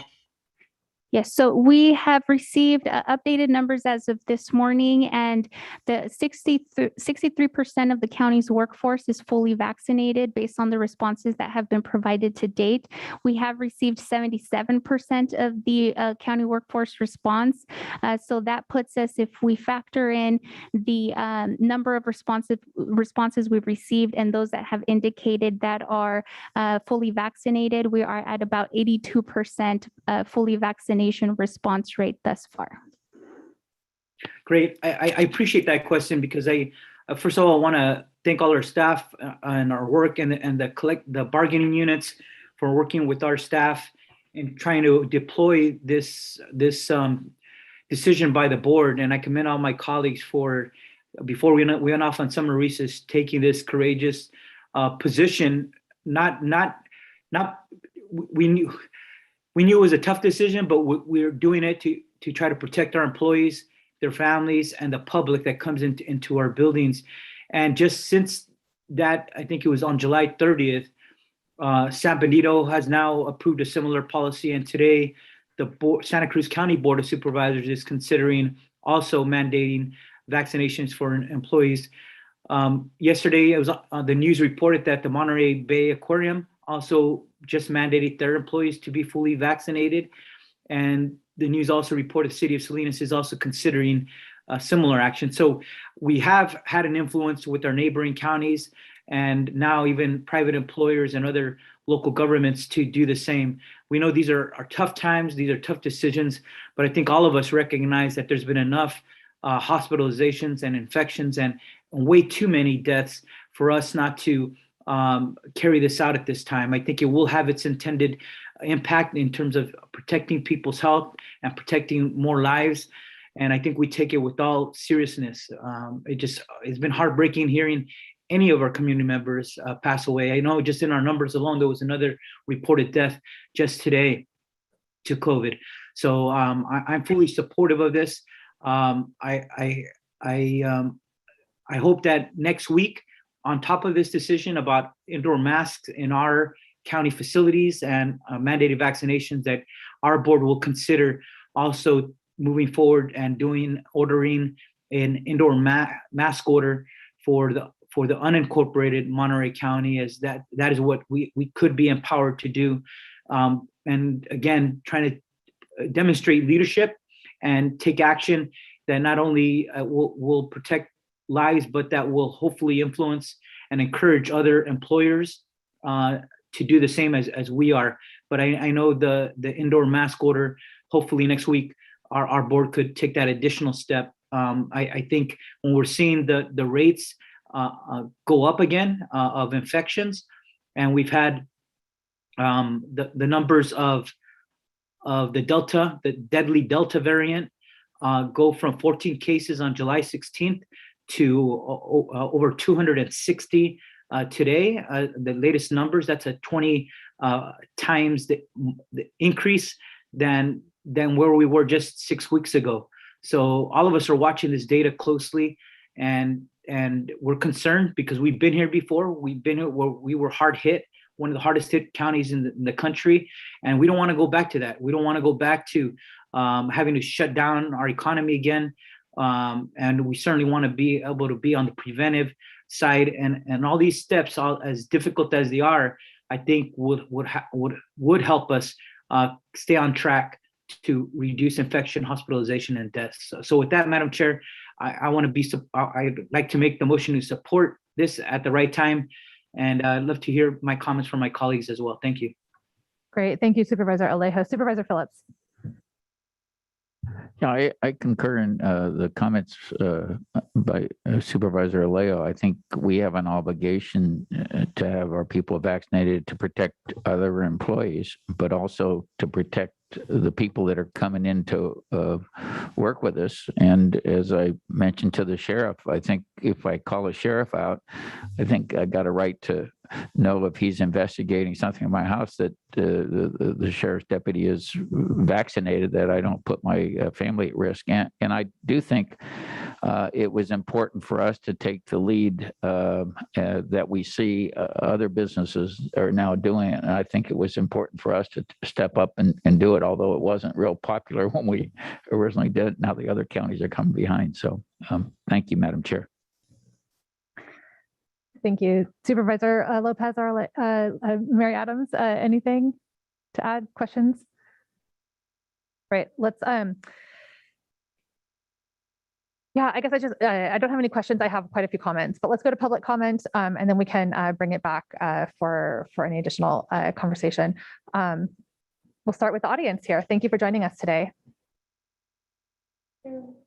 Dear members of the board, colleagues, and members of the public, my name is Marcela Ramirez, and I am a county employee. I strongly oppose the vaccine and mask mandate for employees. This mandate disregards a person's will and is authoritarian. A mandate directly impacting someone's body and their right to choose crosses the line, and it's unethical. This violates people's rights to dictate their health and to privacy. A decision of this sort is opening the door to strife, distrust, and discrimination. In March of 2020, we started at 2 weeks to flatten the curve. And now we are at the point where we're being coerced to make a medical decision against our will and possibly losing our jobs. What's next? These mandates are clearly a step in the wrong direction. I urge you to reconsider your approach to the situation. My deepest desire is that all employees and members of the community are treated with the dignity they deserve and respecting their rights. Thank you for your comments. Yep, please approach the dais. Hello, my name is Dalila Epperson, and I also oppose this vaccination mandate. I actually don't understand it. If you have the choice to get vaccinated, then if somebody comes in your house who's not vaccinated, as that gentleman described, like the sheriff that comes in your home, then if those family members by choice have been vaccinated, then you should be not worried about anybody who comes into your home or your place of business who's unvaccinated. So I don't understand why you can mandate, or why you think you can mandate vaccinations, and why it's necessary for public health, unless you think the people are too stupid to choose. And also the authority that you think that you have to mandate a vaccination, that's a medical procedure. You do not have that authority. That authority that you think you have is an overreach. And I believe you will all be voted out for this. This is not an authority that you have. And it doesn't make sense for public safety's sake. That doesn't make any sense. If it's a vaccination and you choose to get vaccinated, you're vaccinated. You have no issues with somebody who's not vaccinated. So I have questions about this, and they're not being answered. Thank you. Thank you for your comments today. Is there anyone else in the audience who has comments on this item related to Monterey County COVID mandate, vaccine mandates, and county response to COVID? Okay, we'll go to online. We have a few hands raised. If you're online and wanted to comment, please raise your hand. We'll start with William, and then go next to Peter Kaiser. We have 1:30 on the clock. Thank you for joining us today.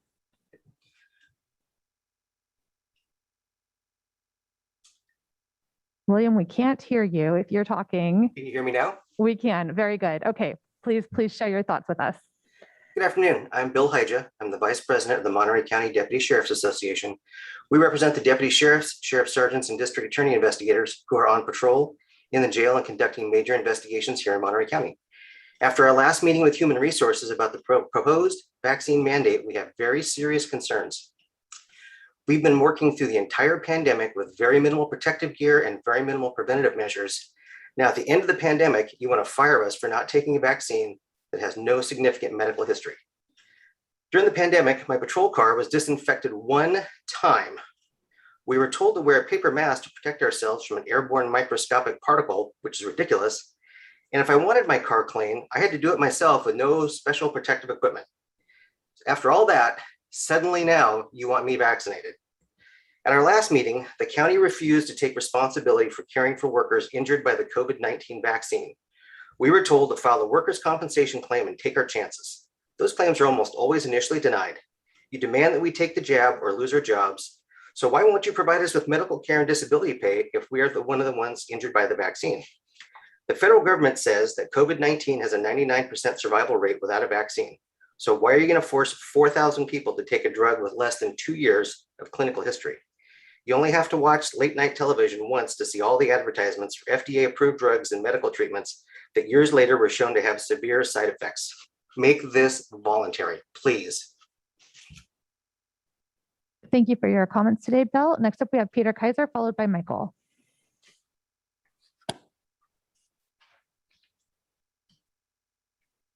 And Peter, you'll need to push the unmute button on your side.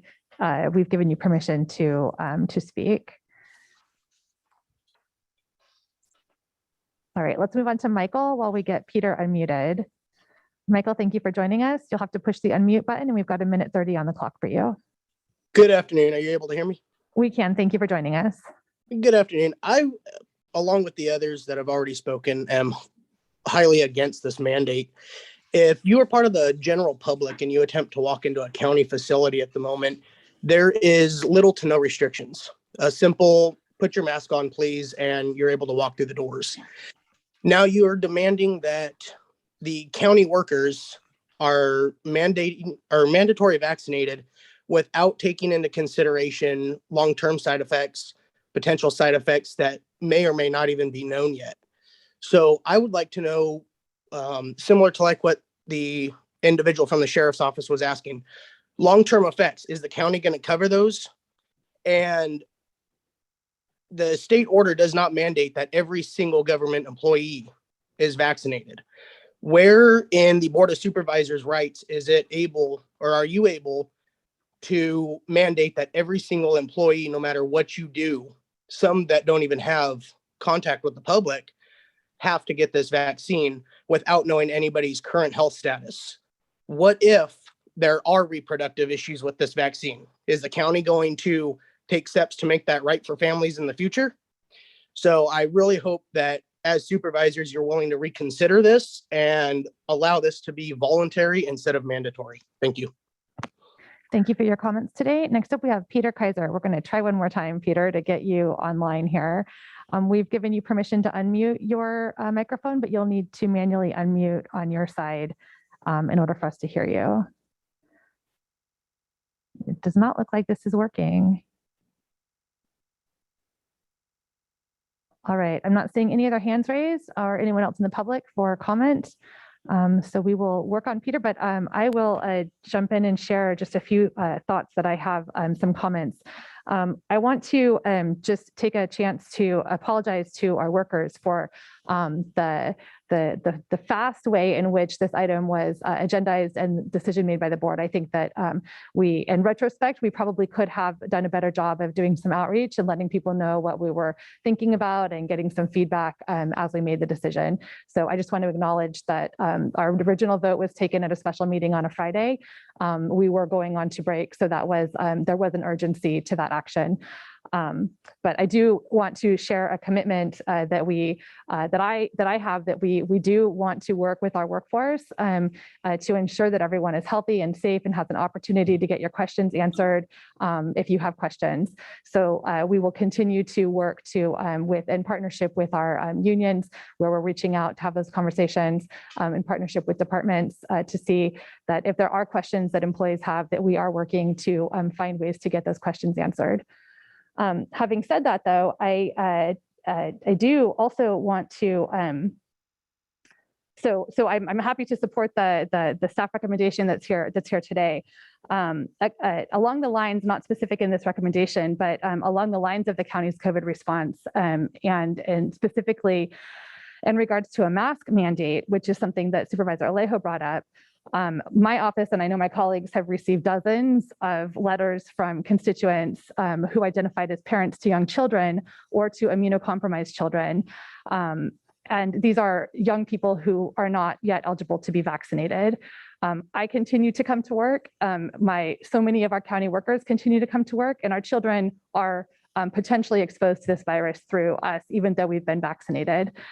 So I hear that the data suggests the difference between mandates and recommendations may be negligible for adults, but what I'm hearing from parents of children in our community, these are children who are not eligible to be vaccinated.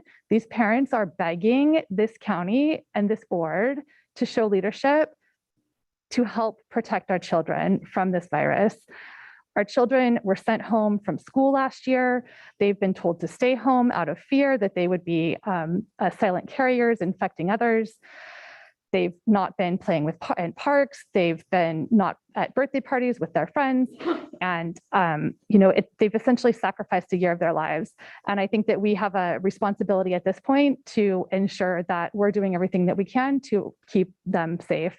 And so I'd like to thank those who are contacting us with this request for a stronger vaccine, a stronger mask mandate countywide.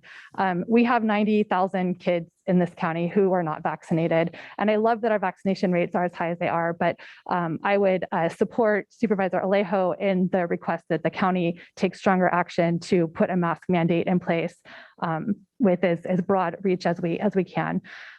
We have a shared responsibility on this point. I also wanted to raise the issue and ask my colleagues for support in asking the county to invest in home test kits as another tool for employees who are potentially exposed in the workplace to ensure that they're not bringing COVID home to their families. So I would like to find out what resources would be required to implement such a program. Take it over to any other colleagues who would like to comment, and then I'd be happy to entertain a motion on this item. Yeah, Madam Chair, I'd like to move staff's recommendation. And I did want to just add a couple more comments. I wanted to ask our staff just about the state order, because the state in July made an order that I believe went into effect on August 9th that already requires some of our employees to be vaccinated, regardless of the decision we made on July 30th. And I think that applied to healthcare workers and also jail staff, both the correctional officers and medical staff. Could our staff just clarify what was in that state order? And just because I think there's the public doesn't seem to be aware that there's another state order that already requires a significant portion of our county employees to be vaccinated already. So I can speak to that. Is this mic hot? Oh, now it's on? No. All right, I'll get real close. Is this all right? So thank you, Supervisor, for that question. This issue has been kind of fluid with the state. There was originally the July 26th order. There were two further orders that came out from the state public health officer on August 5th that both expanded but also clarified the range of employees and public servants who would be covered by the mandate.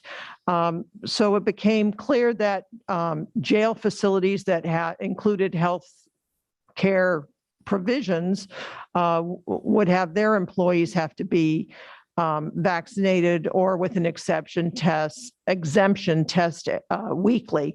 So I'm not sure the exact number of county employees. It's every single Natividad employee, and I believe that's about 1,100. And we have about 400 between the correctional facilities at probation and sheriff's office that would be covered as well. And then at the health department and clinics, the number is actually quite high as well. So we're looking at probably a good third in terms of just raw numbers of the county workforce that's going to be subject to the state mandate in any event. And so the board's order extends that so that all employees are treated equally, and that picks up the rest of them. Does that answer your question, sir? I think it's important for our employees and the public to understand that already under that state order, there would be like as you said, or a third or over a third would be subject to the state order already. So the consistency is important. The second question would be how many, since July 30th, we have the exemptions in the action that we take and that we are finalizing today. Out of 5,500 county employees, how many employees have applied for a medical or religious exemption? And how many have been approved so far? Supervisor, to answer your question, the Human Resources Department to date has received 42 exemption requests, all of them being religious with the exception of about 2. Of those 42, 18 have been approved thus far. The remainder are pending additional review. Thank you for that. I just wanted to point out just the small number. That's less than 1% who have out of all of our employees who have even applied for that exemption. So thank you for that clarification. And lastly, just on the potential indoor mask order that we may consider next week. I just wanted to be clear that we're saying the unincorporated Monterey County because as a board, that's all we would be empowered to be able to cover in our decision, as the cities would have to, the 12 cities in Monterey County would have to make a decision to cover their city limits. But an order by Dr. Moreno, our county health officer, if he were to issue an order, that would apply countywide. It would allow for consistency. It would allow for it to apply to everyone across the county, which is easier for enforcement as well. I hope that Dr. Moreno will consider that as a better option by exercising his power as our county health officer. I think it requires it at this moment in time. We need his leadership. But otherwise, the county would have to consider an action that would only apply to the unincorporated Monterey County. I did want to point out that the Santa Cruz County health officer already made that order last week, I believe last Wednesday or last Thursday.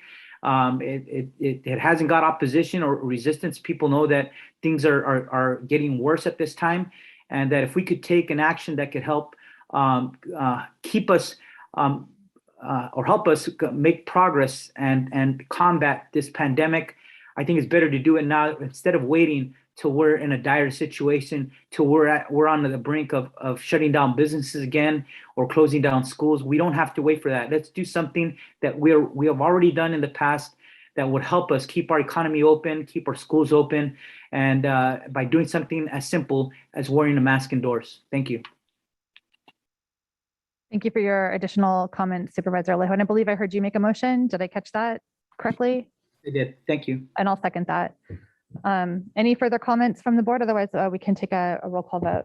Let's move forward with a roll call vote. Supervisor Alejo. Aye. Supervisor Phillips. Aye. Supervisor Adams. Aye. Supervisor Lopez. Aye. And Chair Supervisor Askew. Aye, thank you. And again, to all those who've contacted the board with your thoughts and comments and suggestions about how we can best keep our community safe from COVID, as well as keep our kids in school and eliminate some of the incredible stresses of having this virus continue to circulate in our community. Thank you for reaching out to us.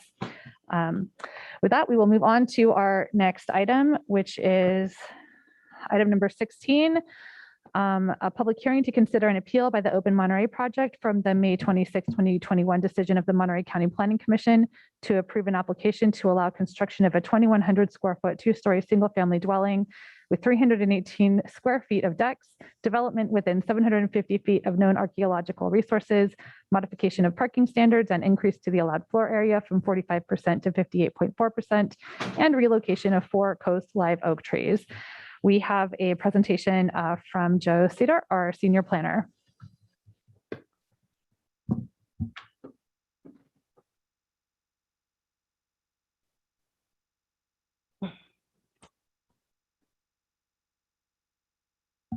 Do we have Joe on Zoom? Did we lose you, Joe?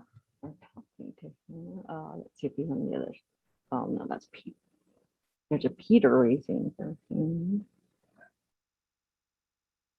I see Joe on the panelist side. You should be able to. Can you, Yeah. Joe, try that one more time. can you hear me now? We can. Okay, perfect. Thank you. Thank you. So good afternoon, Chair Askew and Supervisors. I'm Joseph Sedor, planning for the appeal of the Isabella II LLC application, planning file number PLN 180523, and agenda item number 16.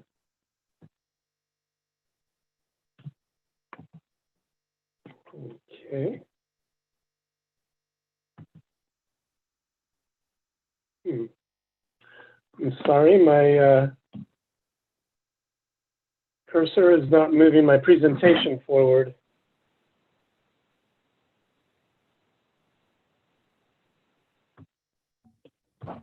Do we have a copy of your presentation by chance in Chambers that we could pull up? Yes, you do. I have not had the situation arise before, so I'm not sure what the issue is. Do you want to stop sharing your screen maybe, and then we can see if Tess is able to get something before us?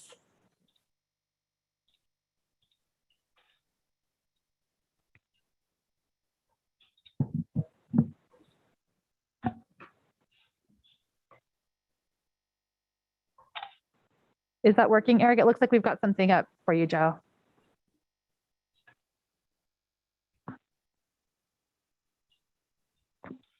Joe, are you able to see the screen presentation? I see the presentation.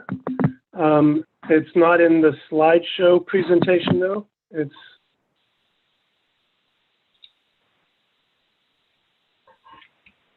there you go. So slide 2, please. So the subject property is located at 26308 Isabella Avenue, near the intersection of Isabella Avenue and 16th Avenue in the unincorporated area of Carmel Point, in the Carmel Area Land Use Plan and Coastal Zone. Property is zoned medium density residential, 2 units per acre, with a design control overlay and an 18-foot height limit.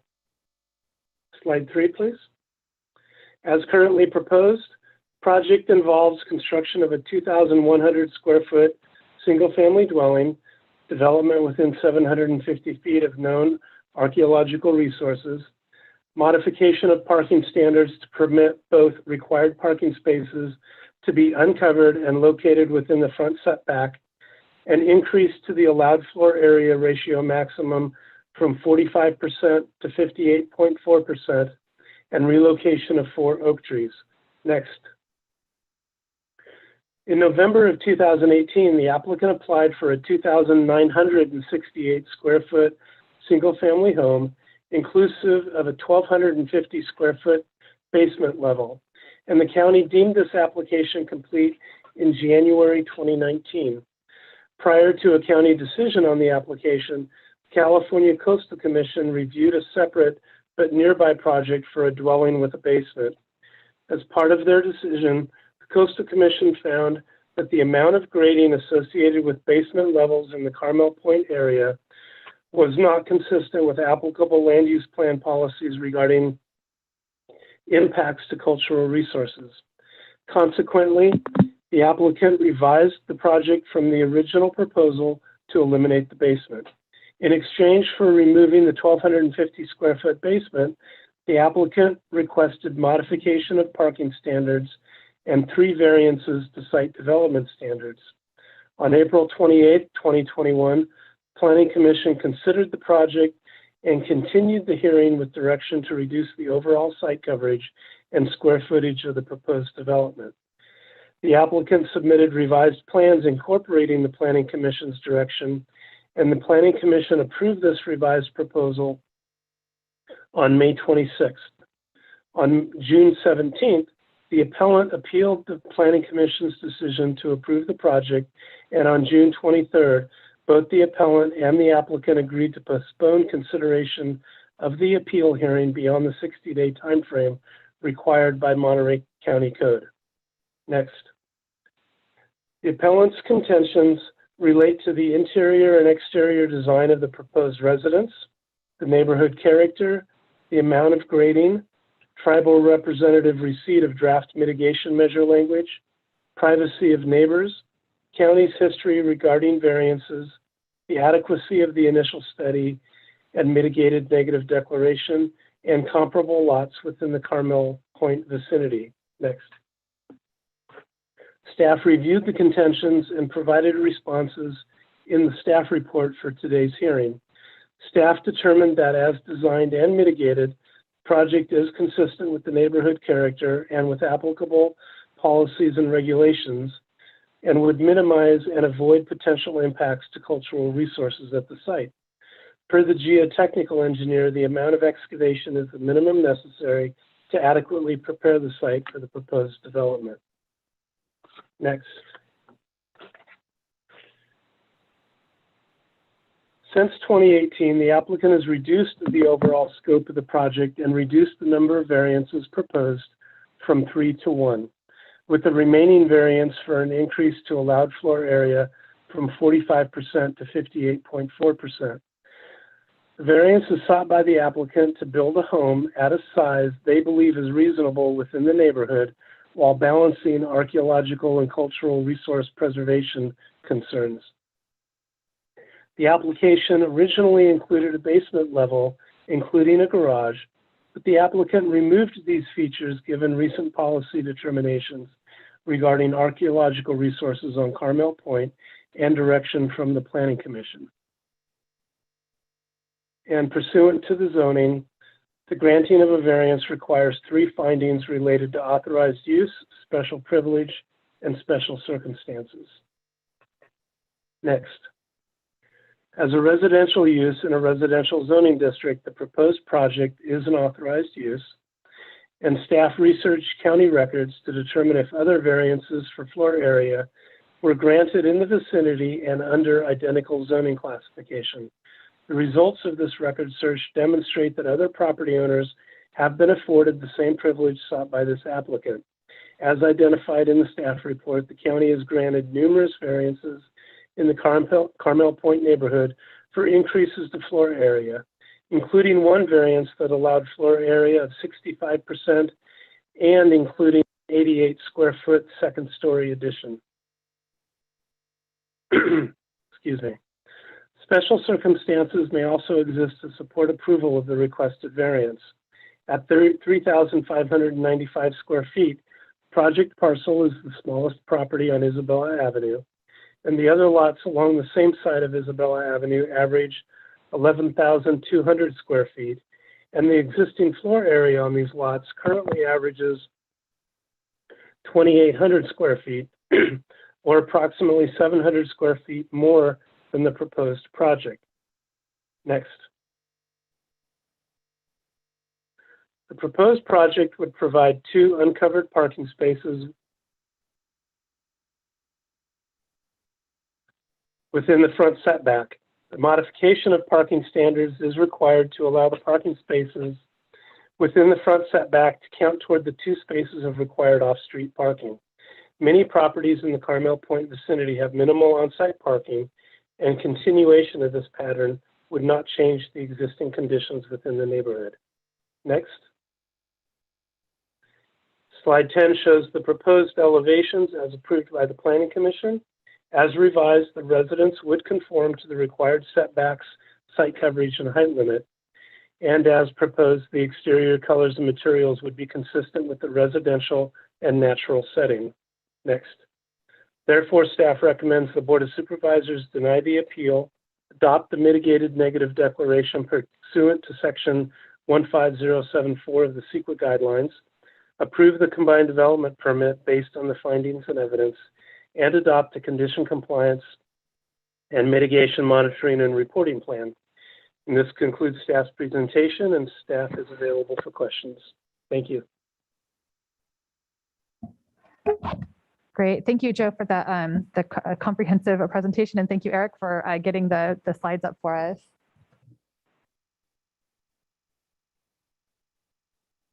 Okay, very good. So we next will hear from our applicant, Tony Lombardo, who I believe is with us in the building.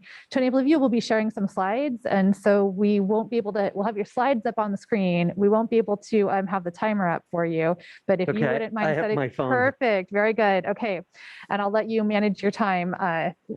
Thank you. we'll pass the microphone over to you and let you get set up with your slides. Thank you. Ms. Hatter was instructed to give my presentation from the seat up there, so she moved up there to do that. So thank you, Anthony Lombardo, on behalf of Mr. Adamski, who's in the back there. Okay, we can go to the first slide, please. I'm the chair.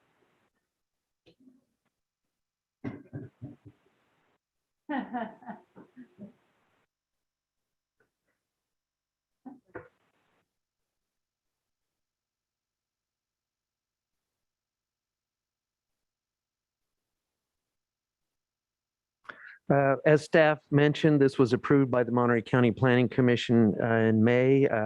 Staff didn't mention it was approved unanimously based on this commission's direction to make revisions to the project, which the applicant took to heart and did so. Next slide, please. Here is the house as approved by the commission. I think there's some misnomers about what the commission approved and perhaps a misunderstanding from reading some of the letters that you received in the last couple of days and today, which is there is not a parking variance. The county code, or then there is not insufficient on-street parking. The county code allows the commission to approve a house without covered parking and parking within the setback front yard, not on the street. So the parking that was approved by the planning commission is not substandard. Next, please. As Mr. Sedor showed you, the grounds for granting a variance, special circumstances, and the very first one is size, and this is a lot with a special circumstance regarding size. Next. The lot is 3,500, almost 3,600 square feet, which makes it the smallest lot in the Carmel Point area. As you can see from the charts that were attached, there are numerous small lots which have homes that occupy as much, if not more, including one of the commenters that I'll mention later who complained about the house has a house that also exceeds the current standard. It's the third one down there of 56%. And the variances, as Mr. Sedor mentioned, are above. Next slide, please. That graphically illustrates, it's a little hard to see, but there's a little yellow square, which is where this property is. And the other ones indicate either variances or homes on the very small lots, which are larger than the home that we're proposing, which is why the staff and the commission concluded this was not a special privilege. Next slide, please. We also, as you recall, there was a relatively controversial item in front of the board and the Coastal Commission last year about basements. And so we did on this lot, lots of analysis, including subterranean radar, ground penetrating radar, and geoprobe analysis to conclude, which concluded there were no resources on this site. Notwithstanding that fact, after the Coastal Commission decisions of last summer, the applicant revised the design to eliminate the basement after consulting with the Coastal Commission staff, who offered these words of wisdom, which is, you're obviously going to not be able to build a home anywhere near the size of the homes without a basement, that you're with basements, because you won't be able to have them. But you should request a variance, and including requesting a height variance to go to a full 28 feet or 26 feet for the size of the size of the home. Obviously, we didn't pursue that because that was not something that we thought was achievable. Instead, we went for the other variances and then revised those down at the direction of the Planning Commission to a single variance. Next. You also received in the appeal, or the appeal contained an allegation that the excavation for the foundation is not the minimum necessary, which is what the Coastal Commission requires the standard to be at this point. For land disturbance, this is a soil engineer for the project who provided correspondence back in April confirming that the excavation for the site to create a foundation is the minimum necessary to meet the requirements of the California Building Code. The site is not a level site, so there's a difference of elevation that has to be corrected or addressed for the site. But so the amount of excavation that we're doing is not for a basement. It's not for any additional height. It's just to make the sandy soil competent to construct a foundation for a house on, and that's confirmed by this letter. Next, please.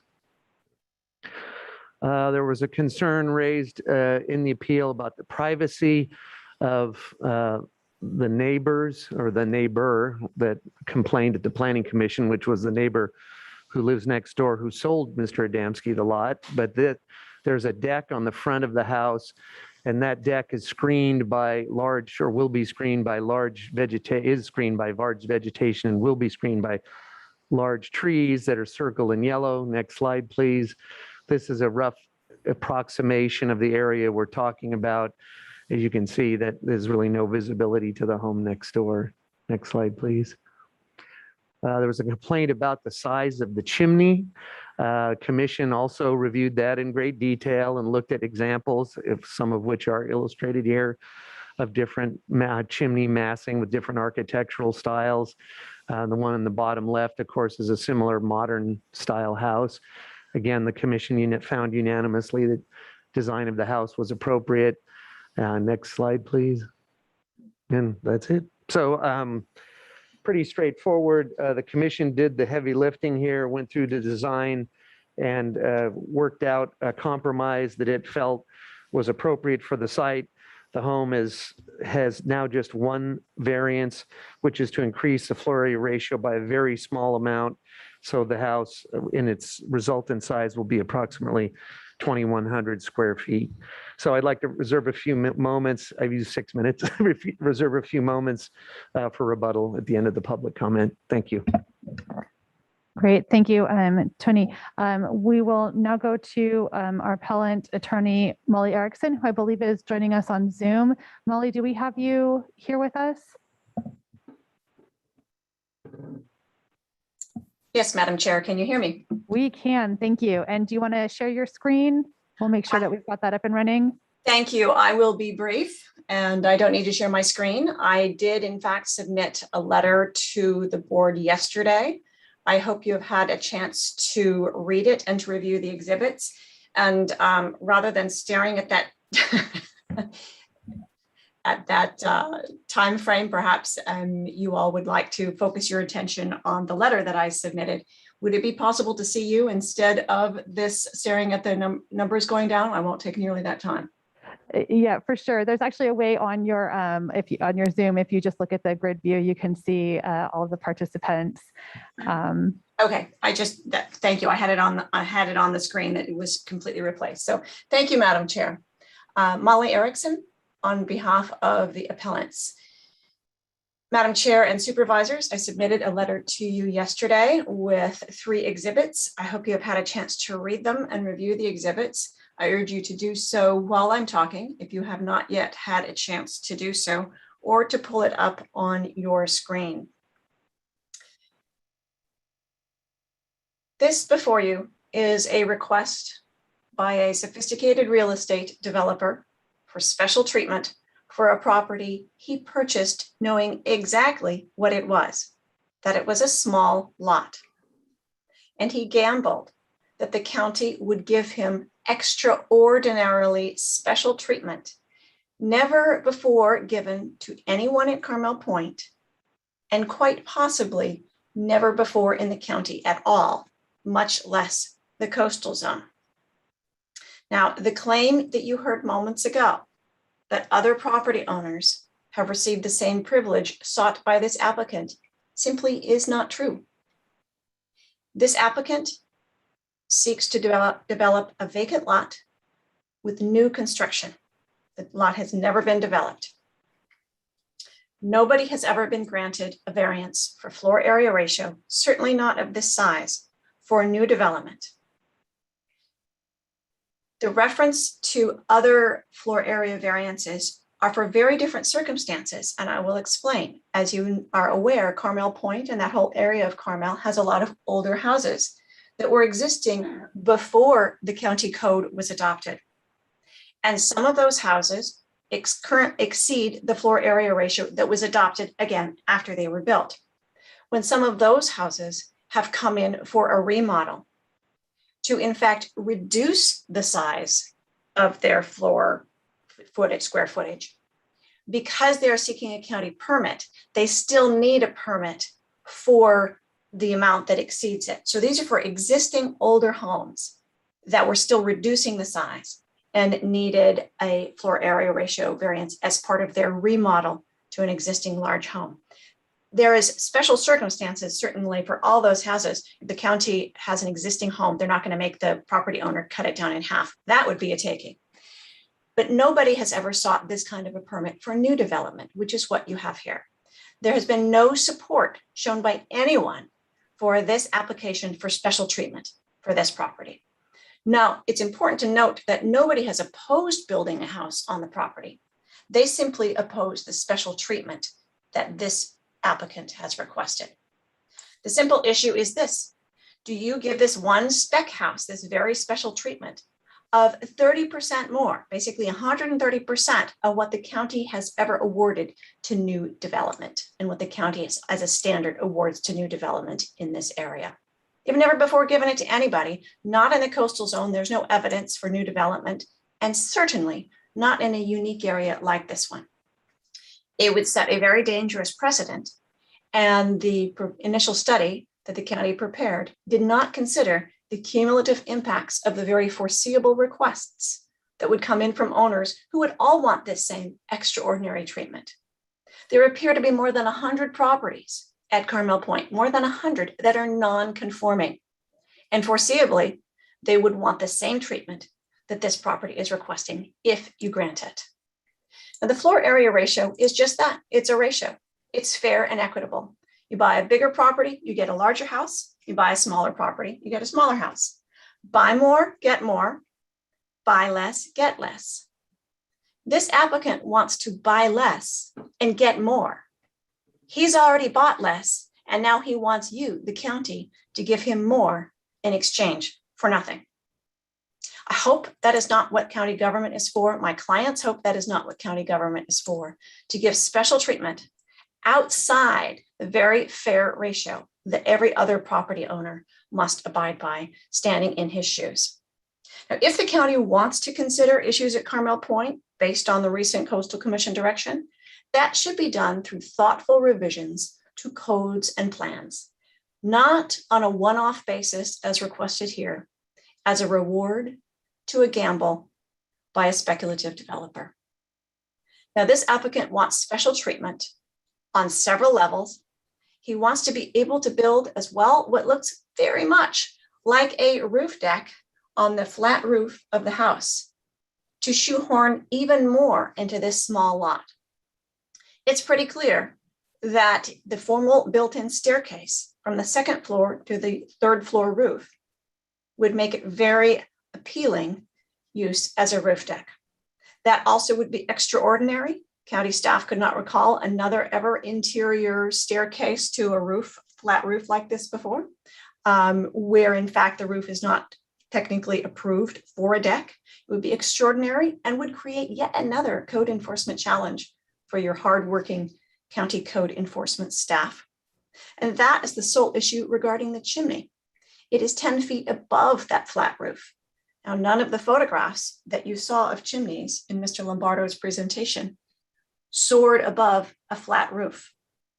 Again, it's the height of the chimney that makes the use of the flat roof as a roof deck for a third floor roof deck very foreseeable. This applicant could have had a straightforward approval of a straightforward house years ago. All he had to do was to propose a house that fits within the county's quite generous codes. As you can see from the information I've submitted, many houses are far smaller than the 45% floor area ratio, including houses on lots of similar sizes. So the county's floor area ratio allows for a plenty adequate house, including 3 bedrooms, 2 baths, which the county has approved regularly out there to fit within the 45%.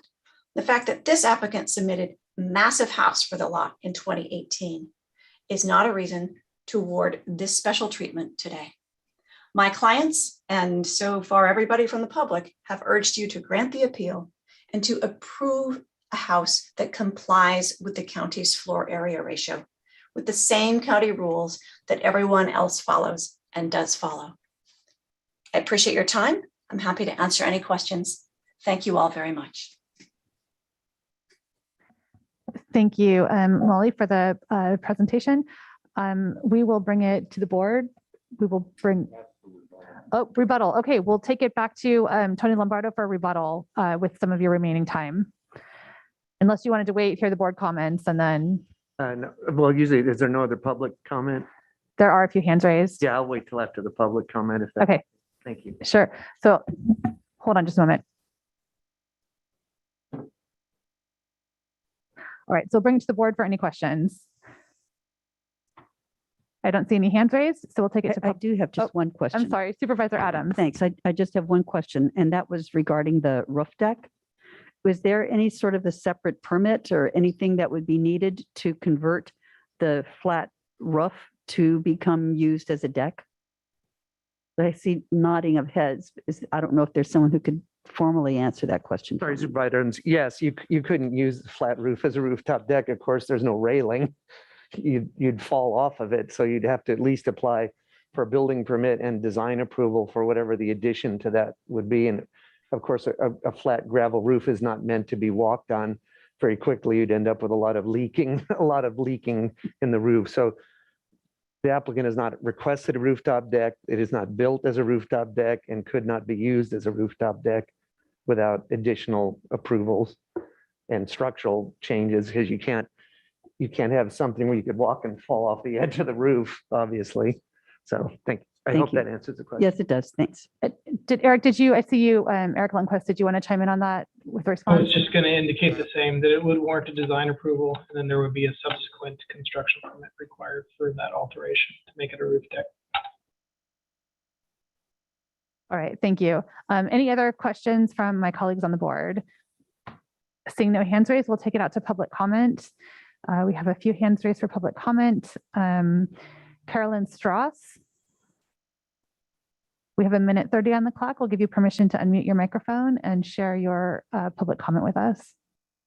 I'm gonna unmute. Okay, don't start the clock yet. Oh, shit. Okay. Hi, yeah, I am, my name's Carolyn Strauss. I'm one of the owners of the property next door. I'm one of the former owners of the vacant parcel currently in question. It seems pertinent that I respond to Mr. Lombardo's statement just now, and also his letter of August 19th addressed to the Board of Supervisors, because he has directly referred to me and misrepresented my position. And I would ask that you give me an extra 30 seconds to address that. In his letter, he has made false claims about the issues I raised in comments during the April 28th Planning Commission meeting, and he has grossly misrepresented certain physical conditions of the property that have bearing on same, and the slides he just showed were also inaccurate in terms of the vegetation between the properties. But I want to talk about the appeal. Following the May 26th meeting of the Planning Commission, Joe Cedar sent me copies of the revised plans that had been approved by the commission. I carefully reviewed the plans, and I saw that my previous privacy concerns having to do with a larger roof deck or deck covering the garage, which would have had a direct view onto our garden patio, seemed to have been addressed and resolved. And I informed him at that time that I did not plan to appeal the new decision. However, more recently, Joe Cedar shared with me the full appeal document submitted by Molly Erickson to county on June 17th.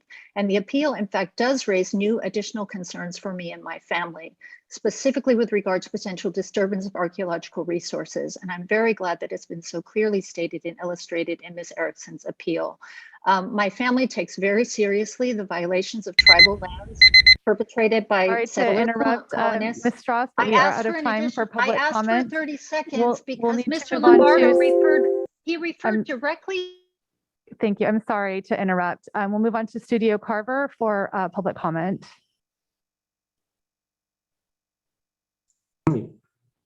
Yes, can you hear us? We can. Thank you for joining us. We have 1:30 on the clock. We're the architects of this house, and I would just like to comment on a few things that the appellant asserted. 300 yards is not a large amount of grading. Less than 100 yards doesn't even require a grading permit, and our back patio, which was challenged, is only 87 cubic yards. Also, the appellant says that we are going to excavate more than 6 feet deep for the house, and it's actually less than 6 feet deep. And she also somehow says that the proposed design shows a finish level 5.5 feet below average natural grade, but actually our drawing shows that it's 2 feet, 5 3/8 inches below natural grade, which I think is pretty significant difference. We had 2,968 square feet with the basement, and we were under the floor area or not exceeding the floor area ratio. And now we are at 2,100 square feet, 868 square feet less. And that's why we are asking for this minor variance to have a reasonable house. We were stuck, we had applied 2 years before the Coastal Commission changed the rules. And that's why we have a unique case here where the rules changed during our process. So that's why we feel variance is justified. Thank you for your comments today. I don't see any other public comment for hands raised online. I don't see anyone approaching the dais and chambers. So we will take it back for the remainder of your time, Tony Lombardo. Thank you, Madam Chair. Just briefly, Ms. Erickson referred to this as a purchase as a gamble.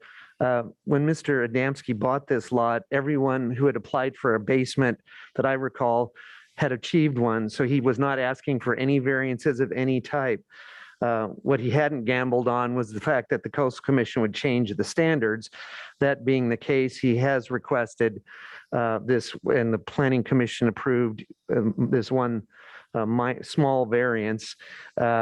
Just as one final matter of correction, the comment by Ms. Erickson was made that the county had never approved a variance other than a house remodel, which reduced the overall FAR and coverage. That is also not correct. Mr. Sedor's staff report describes in great detail the fact that there have been more than one variance granted for houses which were already exceeding the FAR, not to decrease, but to increase the FAR, including the addition of a new second story. So this is not a special privilege. It was not a gamble. Mr. Adamski has tried over the period of which his application has been pending to make his application acceptable to everyone in the community, including the Coastal Commission. And this project was approved by the LUAC unanimously and by the Planning Commission unanimously, and we believe that it deserves your support as well. Thank you. Thank you, and thank you for monitoring your time, Mr. Lombardo. With that, I will bring it back to my colleagues for any further discussion or to entertain a motion. We've got old school hands here. Okay, let's see here. We'll start with Supervisor Phillips and move to Supervisor Adams, if that works. She was. I didn't first. see who. I can't see when I'm not looking over here. So however Okay. you. Thank you. Thanks very much, Madam Chair. Just a couple of comments that I wanted to make. First of all, I really am happy to see that the Coastal Commission's decision on some various projects in the area have resulted in projects without basements. I'm really pleased about that. It was a terribly contentious issue that we had to deal with, and I appreciate that this applicant has revised the project without those potential impacts. I also appreciate that the applicant was responsive to the Planning Commission's direction to reduce the size of the house to better fit the lot size. And it seems to me that the primary issue here is that this is a non-conforming lot to begin with, and the smallest one on the block. The applicant is looking to have a house that's similar in size to the surrounding neighborhood, and the house being proposed to me does not appear to be out of character with the neighboring houses. I want to commend the applicant who has worked with his architect to modify the plans several times to look at the requests and the requirements of a different direction for the issues that presented themselves. So I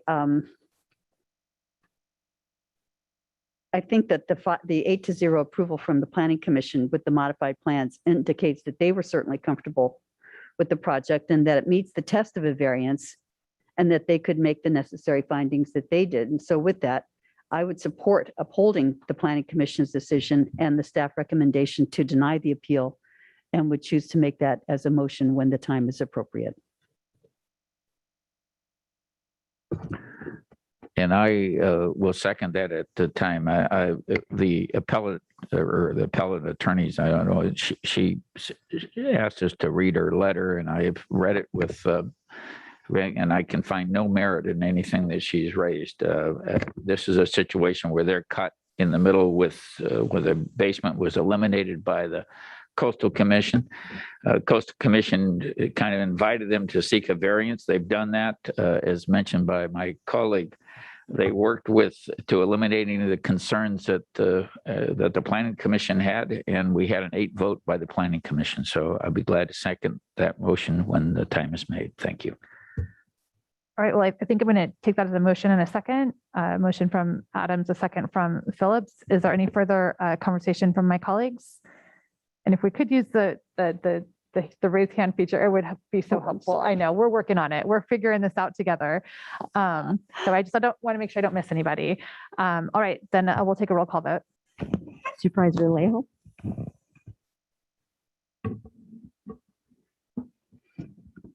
Supervisor Alejo. Aye. Supervisor Phillips. Aye. Supervisor Lopez. Aye. Supervisor Adams. Aye. And Chair Supervisor Root Askew. Aye. Thank you. The motion carries. All right. Give me a moment to get myself organized. We are moving on to item number 17, which is to consider approval of the response to the 2020-2021 Monterey County Civil Grand Jury Report, an examination of Monterey County contracting and purchasing practices. And before we begin, we've got Nick Chulos here to give us a presentation.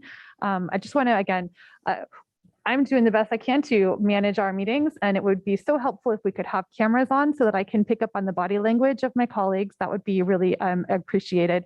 And if we could all continue to keep trying to make sure we don't miss any of our conversation with using Zoom together. Thank you.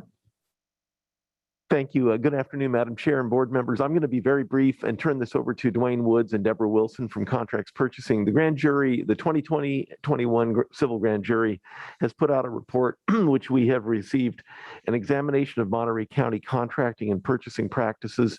The 90-day deadline for responding to the grand jury is today. And I think there were 2 reasons for that particular time delay. One is the departure of Mr. Durr, and I think during the handoff of this item, there was a little bit of a delay, and also just the board's schedule. We could not get this item back to you until today. And I believe we may be able to ask the grand jury or the presiding judge for a little bit more time if the board needs more time other than today. But if you can resolve the matter today or give real specific direction, if you want changes made in the response, we could certainly handle that as a follow-up. So with that, I'll turn it over to Mr. Woods and Ms. Wilson. Thank you.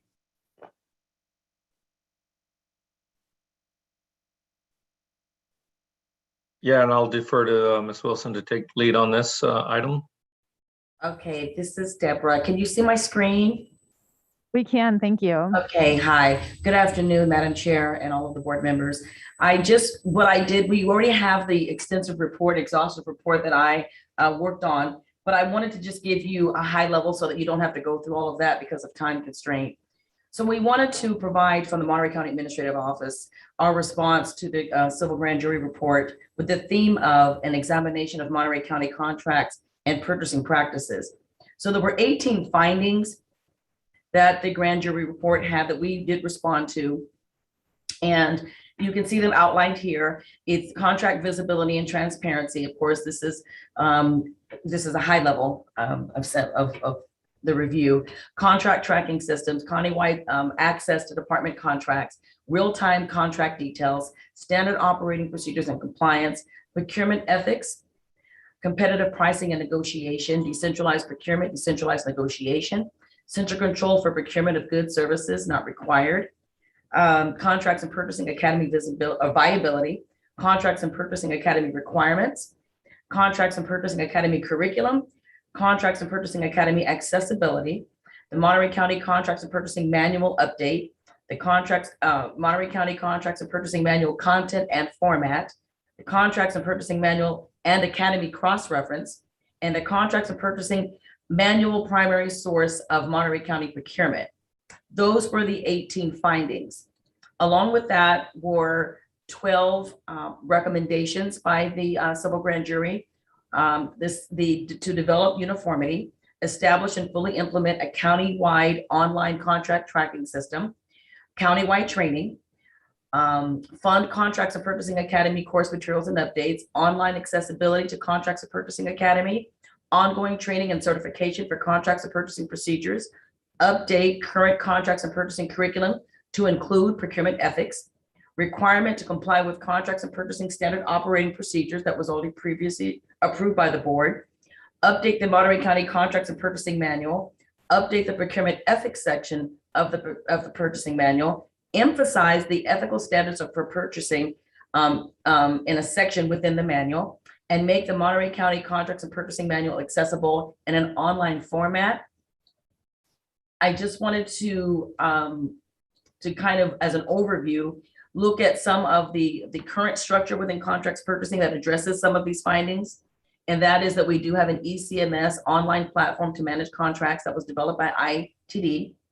There's a central advantage system for multi-year agreements to manage and contract performance and to manage contract terms and the money involved associated with the multi-year agreement.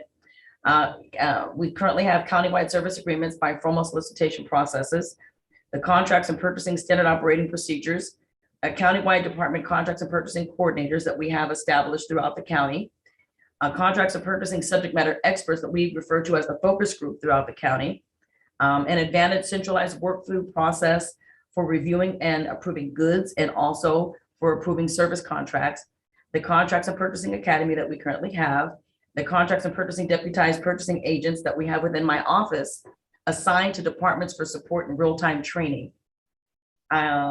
Wanted to point out, based upon the recommendations by the civil grand jury, that we have some plans in place, one of which is to restructure the Monterey County Contracts and Purchasing Academy, to restructure the Monterey County Contracts and Purchasing Manual, to update the contracts and purchasing standard operating procedures, to continue to work with departments and ITD to develop and fully implement and a system, excuse me, for the typo, for contracts management and transparency, to continue to work with county council and risk management to incorporate a robust procurement ethics section within the purchasing manual and in the Contracts Purchasing Academy curriculum. And then, of course, open for questions and open discussion. Great, thank you very much. Are there any questions from the board? Seeing no hands raised, we'll take it out to public comment. Is there any question or comment from the public on this item? I am not seeing any hands raised. I'll bring it back to the board. I did have one comment in regard to finding number 7. Finding number 7 states that the county's practice of allowing department level staff to contract potential suppliers may create bias toward or away from some suppliers, leading to reduced competitiveness in county purchasing. This also takes away the vital negotiating tool if using a professional negotiator to seek best terms and conditions available. And I think that the county does partly agree with this finding in our response. And I think that we may also want to acknowledge in our response the work that the county is doing as a participant with governing for racial equity, and perhaps make a commitment that we include department level contracts purchasing staff in a future, commit to participating in a future cohort with the GARE team to continue exploring what that looks like and how we may work to eliminate those sort of systemic biases that may be historically in place. So that would be my suggestion if my colleagues agree with that. I see Supervisor Adams has her hand raised. We'll go to Supervisor Adams. Thank you. Yes, just quickly to support you on that, Supervisor Askew, I would also ask that we ensure that we build in the importance of going with local vendors. I think that's really important if we wanted to add that in as well. But just taking a step back for a second, I really want to thank the grand jury for taking up the issue and working with the county staff to kind of take a step back from our current practices and evaluate opportunities for improvement in the contracts and purchasing arena, particularly when it comes to issues around transparency, and also ensuring that everyone has like access to know who's contracting for what, because we're probably leaving money on the table by not having a better coordinated approach. And I want to thank county staff as well for the draft response and for being so open to the findings and the recommendations in the report. I feel like we're taking the grand jury's comments to heart and are really going to start working on making some, not necessarily improvements, but some definite steps forward with their recommendations. I know it's probably going to take longer than the grand jury report suggested, but I believe that we can and that we really should commit to its implementation. And Deborah, I feel like with your support, I think that that is really going to happen. The grand jury spends a tremendous amount of time and effort really looking at what's in the best interest for all of the residents of the county. And again, I just so thank you for respecting their work and for coming back with a terrific response to it. Thanks so much. Thank you. Absolutely. Excellent. So we would be happy to entertain a motion at this point. And it sounds like the deadline for this item is fast upon us to get it submitted. I'd be happy to make a motion, ask staff to incorporate the additional language for finding 7 and to submit the responses as proposed by our contracts purchasing team. I'll second that motion. Right, we have a motion and a second. We'll take a roll call vote. Supervisor Alejo. Aye. Supervisor Phillips. Aye. Supervisor Lopez. Aye. Supervisor Adams. Aye. And Chair Supervisor Root Askew. Aye. Motion carries. Thank you for your work on this, Deborah. We appreciate all of the work to respond as well as all of the work to implement the findings and recommendations. Thank you. All right. Next up, we have item number 18, which is to adopt a resolution of necessity finding and determining that the public interest and necessity require that the Hartnell Bridge replacement project, with a number of other items listed here. I'd like to welcome Randy Ishii, who's our Director of Public Works, Facilities and Parks, and Enrique Savadera, our Senior Civil Engineer, to give a brief presentation for us. Thank you, Chair Root Askew, CAO, and members of the board. I'm Randy Ishii, Director of Public Works, Facilities and Parks, and with me today is Enrique Saavedra, Senior Civil Engineer. And we're presenting this item before you today. There'll be a brief pause as I share my screen to assist with the conversation today.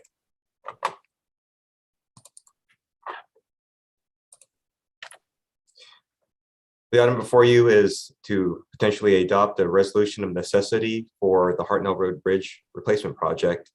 And the format for today is going to be a brief background of the project, the staff recommendations for the action, and then to conduct the hearing. By way of background, this location map shows the approximate location of the Hartnell Road Bridge. This is at the near the intersection of Hartnell Road and Alisal Road, south of the city of Salinas.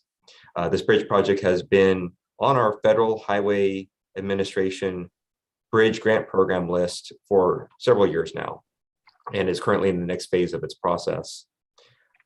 This slide shows a plan view of the details regarding the construction layout and the proposed final layout of the bridge. And the heavy red dashed line work represents the areas that are needed from private property owners, whether they be for temporary construction easements or permanent easements necessary for the bridge construction.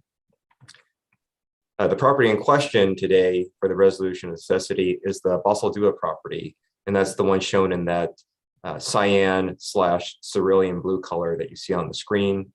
It's approximately north and east of the bridge location, and easements have already been acquired from the other property owners. The reason for this item before you today is because of the property's disposition at this point in time. Staff had been moving along with great speed to negotiate with property owners and acquire the necessary easements. This was the last property owner that we were working with, and for all intents and purposes, staff and the property owner were working together collaboratively on a resolution and purchase of the necessary easement. However, there was a death in the family, and with the passing of that particular member of the family, that puts the property into probate proceedings. Because this is funded through federal grant dollars, it follows along with a process and with a timeline. In order for our project, the bridge replacement project, to meet its next deadline, we need to undergo the resolution of necessity rather than waiting for the probate process to finalize. That process will take us much longer than the time we have left available to complete the next phase and submit it to Caltrans.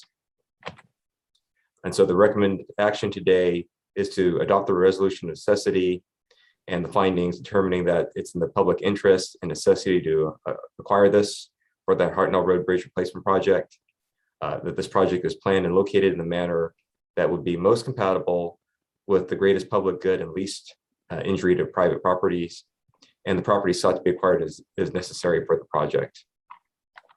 That concludes staff's presentation, and we hand it back to the board. Thank you very much for the presentation. Colleagues on the board, are there any questions regarding this presentation? Seeing none, we'll take it out to public comment. Is there any public comment on this item or presentation? Seeing no hands raised, I'll bring it back to the board to consider a motion. Supervisor Lopez. To make that motion, moving staff recommendation. Thank you, Madam Chair. Right, we have a motion from Lopez, a second from Alejo, and we'll take a roll call vote. Supervisor Alejo. Aye. Supervisor Phillips. Aye. Supervisor Lopez. Aye. Supervisor Adams. Aye. And Chair Supervisor Wu Askew. Aye. Motion carries.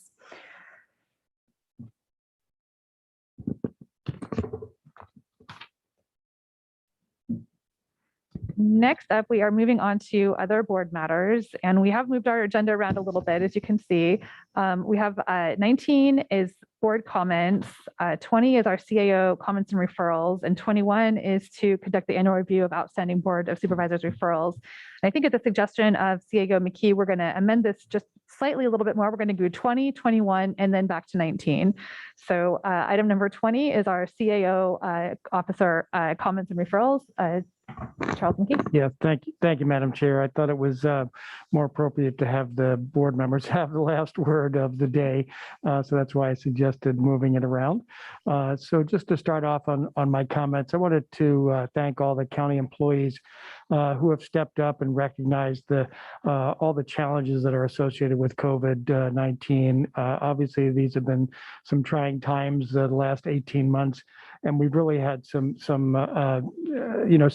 tremendous support and some tremendous activities by county employees where they just step up and go beyond the call of duty, as they say.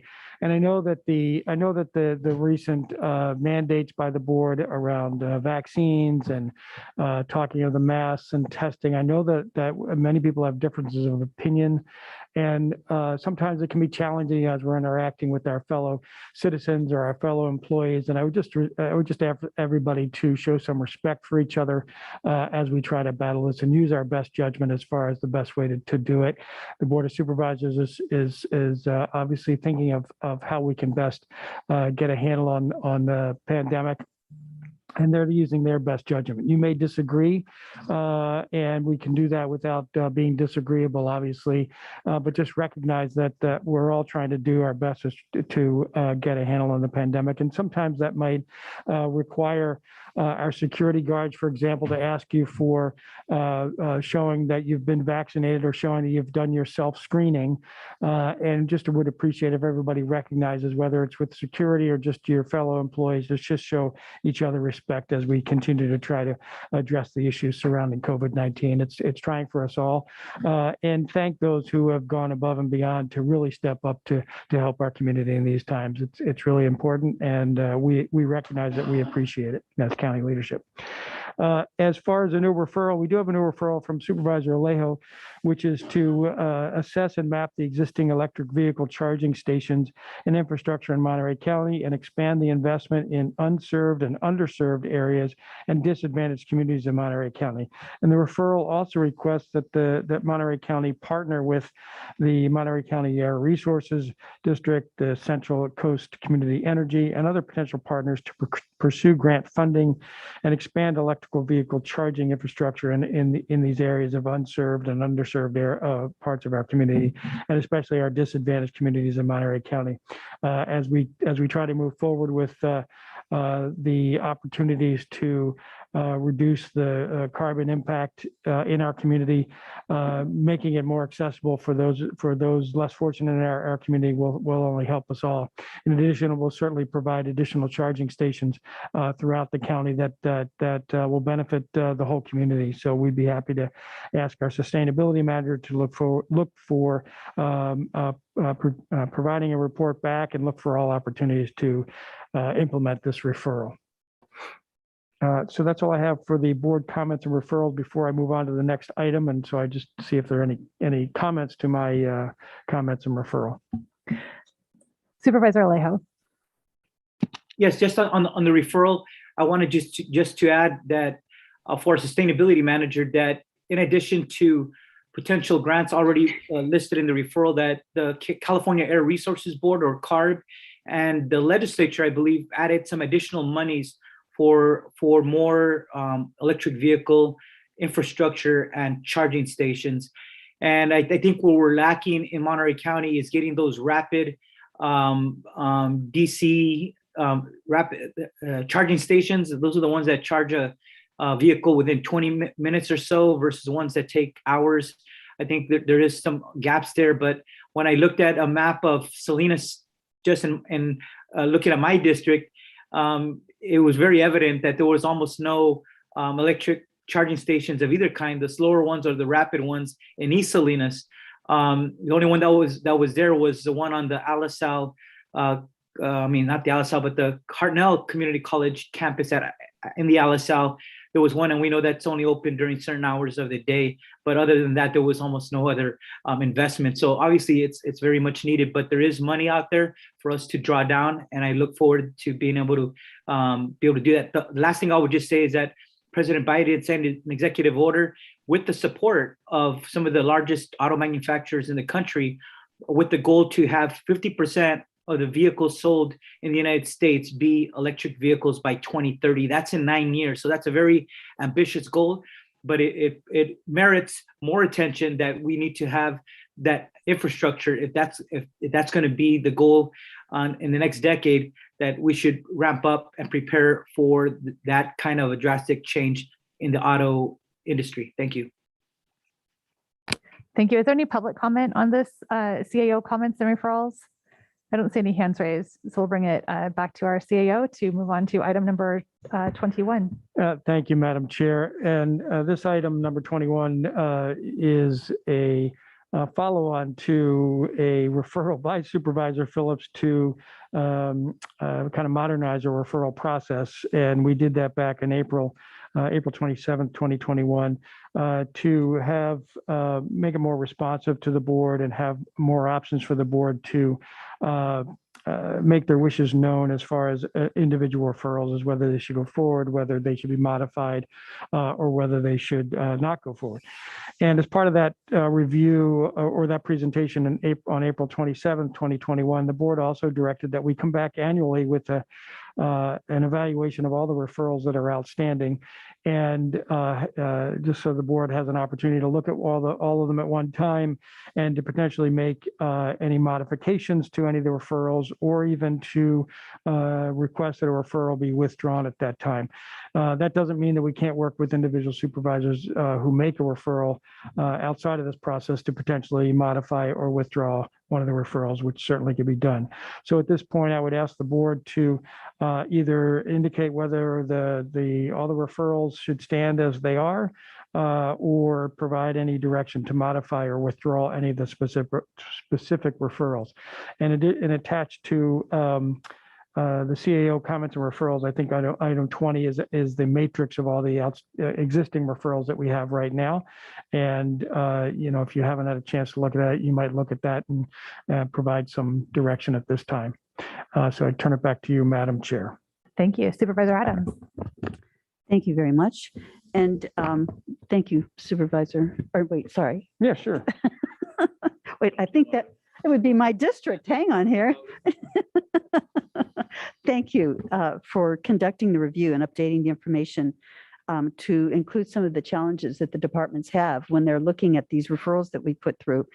I have one referral of mine that is outstanding that I think we need to talk about a little bit, and that's regarding the referral on short-term rentals. I just continue to be concerned about enforcement on this. And given the civil grand jury report and following up on the comments earlier this summer, we really need to start enforcing the current regulations that we have. Now, we just can't continue to allow unpermitted short-term rentals that are just causing so much grief in the neighborhoods. But what I'm really concerned about is that if CEQA review is going to take another complete year to do, I just don't think that we can simply sit back and allow this to continue to go on and on and on, you know, without any kind of enforcement taking place. So I strongly urge that we look at what we can do to upgrade the enforcement that we have with the short-term rentals that are already in existence, that are operating illegally, and try to start to come to grips with it as we go through the CEQA review. Thank you for that consideration. So thank you, Chair. So I'm not sure you want anything changed here on the modified on the referral, but maybe have a report back from Housing Community Development on options for, enforcement. For immediate enforcement. For enforcement at this time. Is Yes, that thank correct? you. That'd be perfect. Thank you. Okay.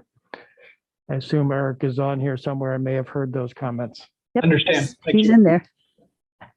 Supervisor Adams, would you suggest that we add within the referral title that we include something about current enforcement activities? I don't so know. that it's specified and memorialized as part of the referral or an amended portion of the referral? Is this opportunity to make those changes? I'll defer to Charles on that. If it would make the referral stronger and if it would get the enforcement going now, then I would say, yes, we should amend the language. Sure, I think that's a good idea. So maybe the referral title, we add a sentence at the end to bring back a proposal to address current enforcement options or needs. I think to implement enforcement rather than just take another look at it. I think we need to start implementing enforcement. Okay, Eric, does that work, or do you need something as far as board direction in a future meeting for enforcement? No, I think that's good. We had actually planned on bringing a code enforcement matter to the board in early October to discuss code compliance efforts. We can couple that with the short-term rental discussion.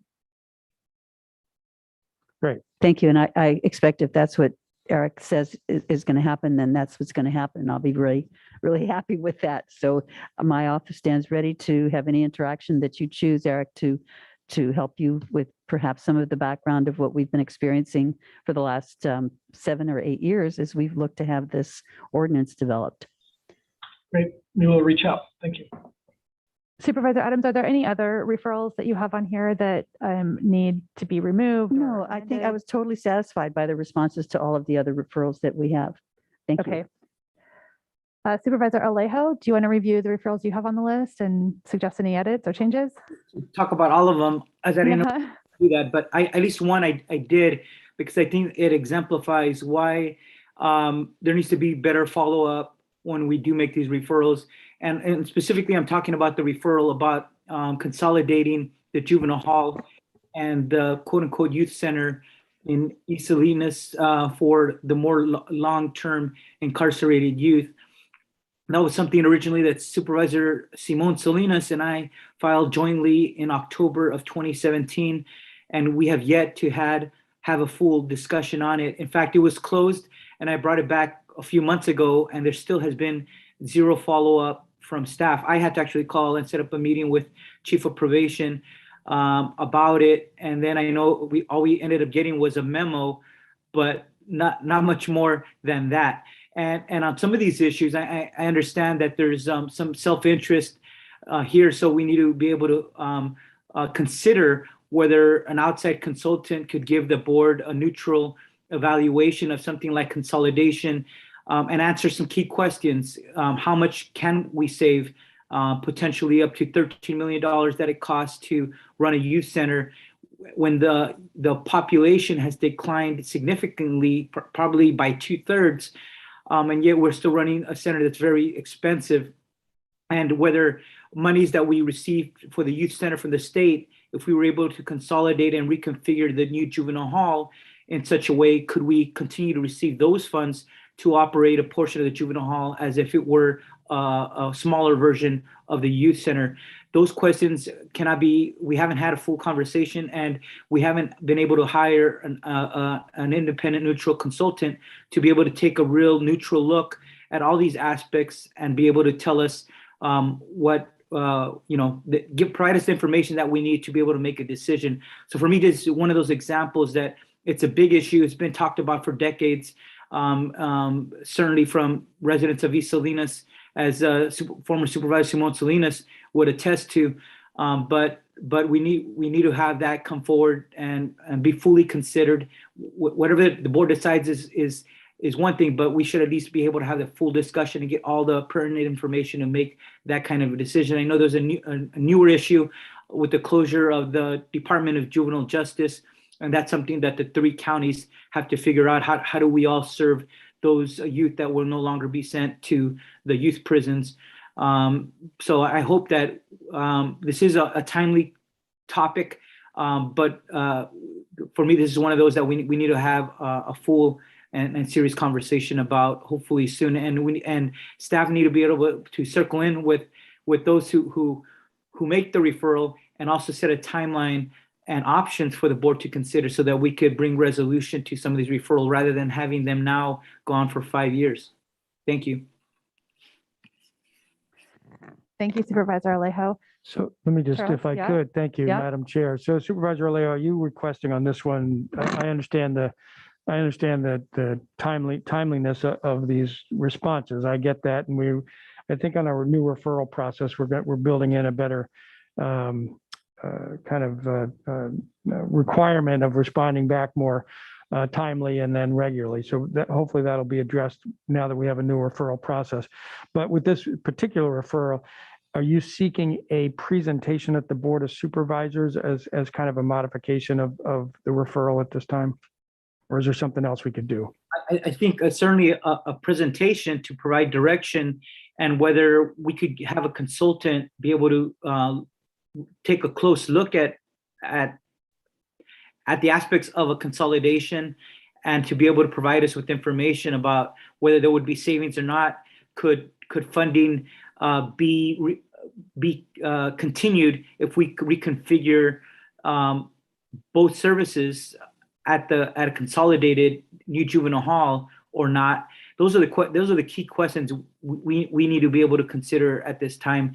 And the last point I brought up was because I know that's a new issue. There's a timing issue of in the next 2 or 3 years of phasing out the DJJ, and we're going to have to find a local placement of where to serve these long-term incarcerated youth, and whether any of our existing facilities would be adequate for that or not.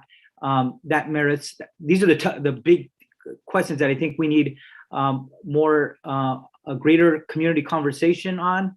And we've all said that these are issues that are coming, but we just haven't had that opportunity so far as a board and as a community. Thank you, Supervisor. And I don't know if Chief Keating is on, if he wants to comment at all on that, but I would suggest then that if the board agrees to move forward with the modification of this referral, that would have both a presentation at the board, and then it sounds like Supervisor Alejo would like us to retain a consultant to do a report on consolidation options and potential savings there. And I do see Chief Keating on now. Thank you, Mr. McKee. Supervisor Alejo, I apologize if my response was not adequate, or you think that I was dodging the issue, but I picked up this referral a couple of times now. It was closed. I was under the assumption that it was closed. It got reopened. I submitted a new memo with all the outlining. Before the first memo I wrote, DJJ closing was a possibility. When I wrote it, the second memo in I think May, it happened, and DJJ has stopped accepting youth right now as of July. So our local plan is to incorporate those youth locally. We're doing a presentation on that issue on the 14th of September. Obviously, I mean, I've made it perfectly clear. I don't support this referral. It's no secret. But I also recognize that it's not my decision. So, you know, I welcome any feedback that we can get. I'm more than happy to look at it further. I don't know what more information I can bring forward. So if the board decides to bring somebody from the outside that is more familiar with it than me, that would be great. And Chief, I recognize that. I know that in your role as Chief of Probation, there's some, that's what I refer to in the self-interest, right? That you're looking after what you feel is in the best interest of your department at this time. And it's no surprise that you openly admit that you're not supportive of the referral. Neither was Chief Parsons, as she was very honest with me as well. So that's where I'm talking. We need somebody neutral to be able to give a neutral analysis on this, and not just say that it's not possible or that it's not what the department wants to do at this time. And I think I get it, and that's why I'm not being judgmental on you, because I know that's just what you would do in your role as Chief of Probation. But I think the board does need some kind of neutral evaluation of this, and to bring it to us at some future, some point in time very soon, as this has gone on for way too long. Thank you. Well, let me be perfectly clear. I'm not against it because it's a personal interest of mine. It would be the wrong thing to do for the youth under our care and supervision. That is the reason. So Chief, could you bring up, when you bring back the presentation on I forget the legislation number, but on the closing with DJJ and those impacts, could we add to that, you know, agenda title, basically to bring back a quick report here and direction from the board on potentially retaining a consultant to look at this issue? Right. But Mr. McKee, I think this would be something that needs to be led by your office in terms of finding that neutral consultant to be able to do this work. As obviously as the chief just mentioned, he doesn't favor it, and choosing the right consultant is an important part of the decision-making process. What we also haven't heard, as we just alluded to, why wouldn't it be in the interest of the youth? What does the youth center offer that could not be offered at the new juvenile hall? It's a modern facility with educational facilities, with the recreation area. And I have visited the youth center at least 2-3 times, and I haven't seen what is unique to the youth center that couldn't also be provided at the new juvenile hall. We created a modern facility for a reason. And just because we have both sites does not mean that we cannot find savings and provide better resources and services to the youth at a new juvenile hall, rather than just keeping 2 sites for the sake of keeping 2 sites. I know the kitchen is at the youth center and food is prepared there, but we probably could find a vendor that could provide that service at a much cheaper cost. But these are the kind of questions that need to be properly evaluated, rather than just taking positions without an explanation of what is unique to each site and whether it could be done in a consolidated location. So as a point of order, I just want to say this item is not to give direction on the referrals. It's to review or make changes to the referral of the process. So if what we're asking for is the opportunity to bring this back for a board discussion, I think that's the change to the referral. We're going to give direction right now to Charles McKee to work with county departments to bring forward the opportunity for the board to have a discussion about how we want to proceed with this. So we're not at this point giving direction on what's listed in the referrals. We're just reviewing what stays on the list at this point. So Charles, thank you. Okay. And Finish. So Charles, did you have a response to Supervisor Alejo? No, we'll bring some. Okay. Yeah, if that's the direction from the board as far as modifying the referral, so that the CAO bring back, options for getting a consultant to review this, that's what we'll do. Okay, perfect. And Madam Chair, I'm Sorry. just, So Supervisor Alejo, so we've given direction out, so we're going to bring this back for the board to have the opportunity to provide some direction about how to proceed. my point was to illustrate the issues we're talking about. How do we fix the referral system? This is why, and I just used this one referral, not to go into every referral that I still have on the list, but it's to try to illustrate the problems, why we haven't had the kind of the neutral analysis so that then we could act upon it and make a decision. And so it was meant to be an example of what's wrong and where the non follow through is occurring, and why these things remain on a referral list for 5 years rather than bringing them for resolution and action within a much shorter period of time. Right. And I think this is our opportunity to give that direction to our CAO right now. So that's happening. Supervisor Alejo, did you have any other referrals on the list that you wanted to comment on or have closed out? Let me go back and look while others are speaking. Okay, so we're going to move over to Supervisor Phillips. I tried to use my hand and I've got Chris up next, but we'll go Yeah. we'll go out of order here momentarily. But I have a little problem of turning this into a hearing about a matter that I think needs some real input. I mean, I know a little bit about this. It was Simon Salinas and I that went and got the youth center built. I would like to see if we could eliminate the youth center, but everybody would like that. But there's a real problem with that, especially with closing the youth authority. And then that's the place where they have their kitchens. So there's a lot to be talked about. And the trouble is, when we built a new juvenile hall, there was some discussion about could we incorporate it? And then when we changed the whole direction of that and the way it's designed now, there's some real problems of incorporating. So I think before we go and bring on a consultant, that we ought to have a robust discussion here and then see if that's the direction we want to go. So, thank you. So thank you. And I think that that's exactly the direction that we gave to Charles, was to bring back some options for the board to consider how we might want to proceed from here. Okay. Right. Are we all clear? Is everyone on the same page there? That's right. We're not dedicating resources without the opportunity for the board to give the direction to dedicate resources. Okay. But the referral is a chance to get something on the board's agenda so that we can provide the direction that the board chooses to provide. Got it. Yep. Okay. Thank you all for engaging in that clarification of the board referral process. So Alejo is reviewing the list to see if there's anything else he wanted to comment on or close out. We'll go to Supervisor Lopez next for any referral that has your name associated with it.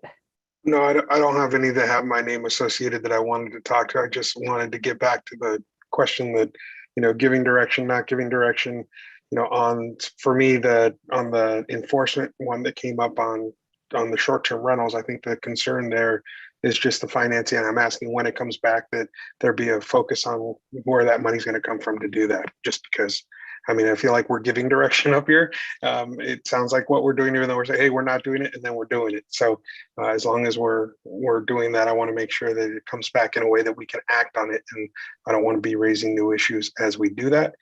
So again, not quite sure what we're doing right now, but go for it. And that's all I wanted to throw in the mix. Great, thank you. And I think for the board referral process is a way for supervisors to bring issues to the attention of the CAO, for the CAO to bring back an opportunity for the board to discuss those items and give appropriate direction that the board as a whole would like to give. It's not an opportunity for individual supervisors to direct the CAO.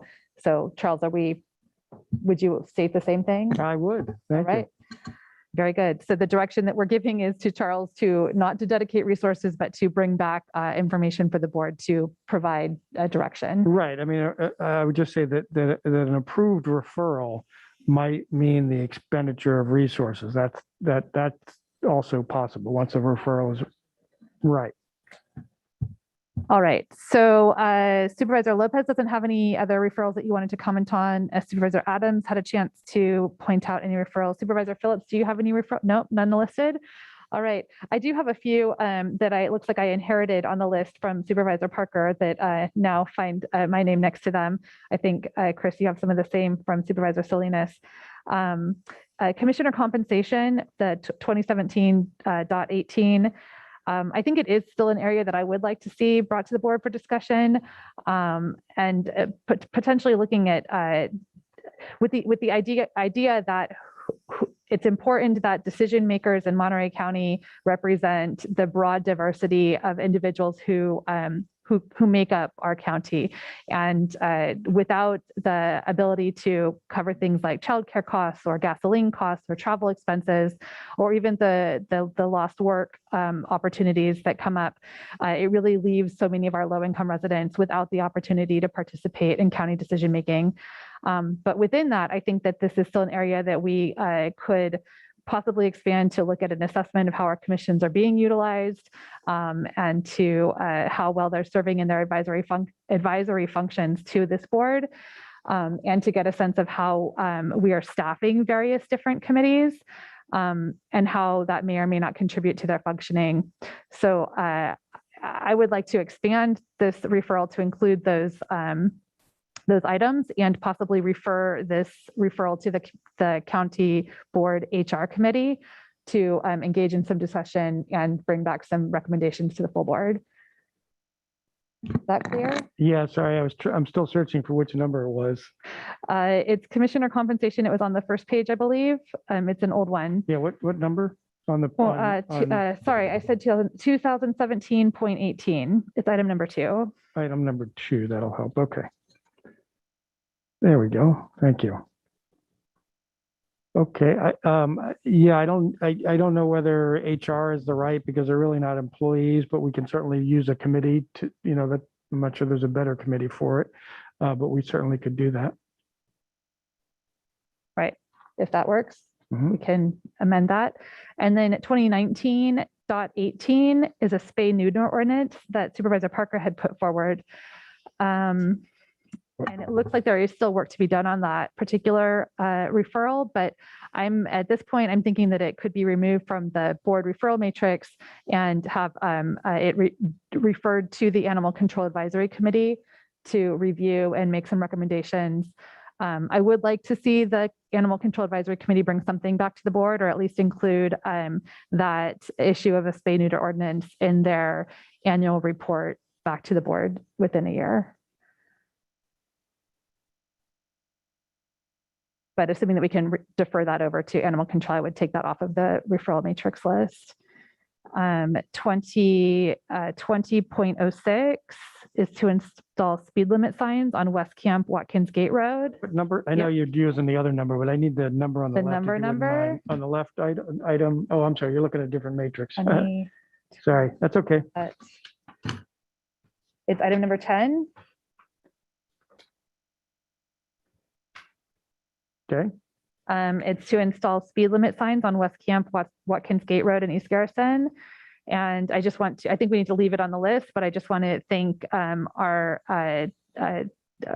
county staff for working with the East Garrison Community Services District on this. I think that keeping on the matrix is going to keep it as a priority, which it is, but it is moving forward. So I want to just recognize and thank the team that's working on it. And then I think item number, 2020.18, which would be item number 13 on the matrix list. It was a request from Supervisor Askew to have weekly reports on the progress to meet the state indicators for reopening, and that's now passed, and so that can be removed from the matrix.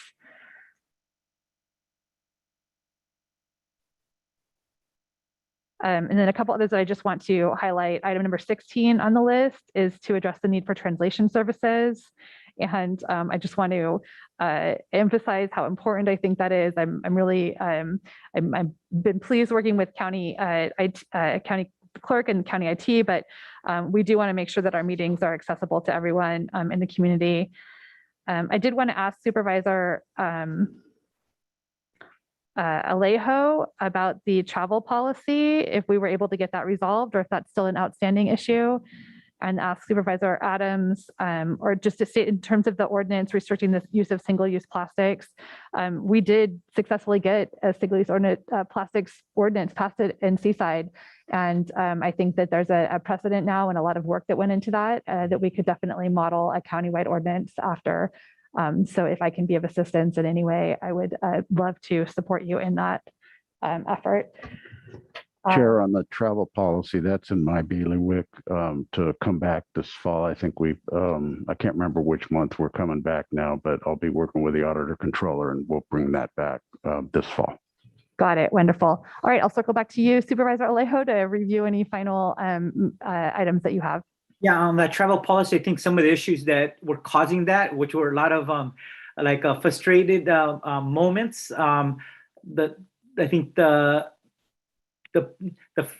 we haven't had that in a long time. So I know there needs to be some clarification of the policy, but I think the issues that my office was having in particular for some things that were so trivial have I think been resolved in practice already. So as soon as Les brings that clarification to the language, I think I'm ready to remove that off the list. The only other two I would remove, because I think we've already addressed them, has number 17, which was on the ag workers vaccination. That was something Supervisor Lopez and I submitted, and that was early on in January when we didn't have much going on in terms of farm worker vax. Now we're at over 75%. So I think just as I know that's ongoing, but in terms of being on the list, I think that could be removed. Same with the next item, number 18. That was a joint referral by Supervisor Lopez and I on the funeral and burial assistance program. And we kind of tailored that only for those who didn't qualify for the FEMA program, for the undocumented in our county. That has been set up. Money has been appropriated. So I think hopefully staff will give us a report just on how it's worked out or not in the future, but otherwise that could be removed from the list as well if Supervisor Lopez is good with those last two items as the co-referral author on those. Does that work for you, Supervisor Lopez? Yeah, I said good with me. Oh, you did? Okay, I missed that. All right, very good. Charles, did that all? You got all that down? All right, fabulous. I guess we do need to take this out to public comment. So I'll ask if there's any public comment on our review of outstanding Board of Supervisors referrals. I don't see anyone raising their hand, so I'm going to close public comment and bring it back to my colleagues. And it looks like we've provided some further direction. I don't know, do we need action on this, or was it a conversation and you'll bring back? All right, perfect. And thank you, Charles McKee, for including the matrix on the agenda so that the public can see what we do have pending and outstanding. And we trust that you'll be able to keep moving these through the system with staff. All right. I think last on our agenda today is our board comments. So we'll just roll through district by district for any board comments today. Supervisor Alejo, District 1. Thank you, Madam Chair. I just wanted to announce that the new president of the National Association of Counties has appointed me as one of the co-chairs for the Immigration Task Force. I know I was interested in serving in that capacity because that's when President Biden was sworn in January. There was a lot of introductions of different bills and a lot of momentum and discussion about immigration reform. And this November 6th marks the 35th anniversary when President Reagan signed the Immigration Reform and Control Act. But since then, we haven't seen any significant immigration reform. So it's been 3 decades and a half. And meanwhile, a lot of our families, immigrant families, are waiting. And most recently, the Fifth Circuit Court of Appeals put a halt to new DACA applications. So it kind of put a lot of young people in a limbo mode and a difficulty in getting renewals as well. So I think I look forward to being able to participate with NACO and trying to advance immigration reform using our local county voices in support of something hopefully comprehensive. The only last thing I wanted to comment on was what occurred at Salinas High School just recently. I didn't want us to end our meeting without commenting on that because I think it was upsetting to a lot of our residents, but also I think really disappointing to see that happen among our young people and not having staff that could have put a halt to that much early in the process. As soon as I started getting texts and messages on social media about the numerous incidents that occurred at the Jamboree at Salinas High, I certainly wanted to speak out against what occurred. And I also got in touch with the superintendent, Dan Burns, and certainly they put out statements as well addressing it, and they're going to investigate. And there's been some discipline so far, but I know they're looking at further of that. But I did want to just read my statement. It was brief. I just said that state racism has no place in our schools and community. What occurred in one of our high schools was outright hurtful, and we must take action to address it and ensure it doesn't occur again. These acts remind us of why we must better educate our students to be better citizens of our communities and understand that racism must not be tolerated anywhere. Salinas is and must always be better than this. And I know these acts were particularly offensive and racist against our African American community. I know they're hurt, and I know they want to see from us, from their elected officials, that we take it seriously and that we will do everything possible to make sure that we address it and that we better educate our young people. It's one of the reasons why I've been such a strong supporter for ethnic studies in our high schools. I knew back when I was a young community organizer, I used to see race riots and fights among different segments of the high schools, in particular in South Santa Cruz County. And I know that when our young people could learn about their struggles, common struggles, their histories, the history of discrimination and racism throughout our nation's history, we're better able to understand where we come from, where we stand today, and where we need to go. And I know that ethnic studies is not only learning about history, but it's about learning about each other's scholarship, literature, language, music, food. It includes so much more, but it does help young people be better global citizens. And if we really want to prepare young people to better interact beyond high school, at the university, at the local community college, in the workplace, and in their neighborhoods, this kind of education is the best thing to combat racism and ignorance. And I hope that the governor will sign that bill later on in September to make it a graduation requirement. There's nothing more powerful to combat racism than a good education. And I look forward to being part of the conversation, but supporting the efforts of the Salinas Union High School District School Board and its superintendent and leadership, and at Salinas High School in particular, to rectify and address these I think horrendous acts that we witnessed. And there's a lot more work for us to do in our local communities and in our schools. Thank you. Thank you, Supervisor. District 2, Supervisor Phillips. Thank you, Madam Chair. Well, we're talking about board referrals, and I think my office is going to file another, to keep Charles busy, to file another board referral about our enforcement on the noise ordinance.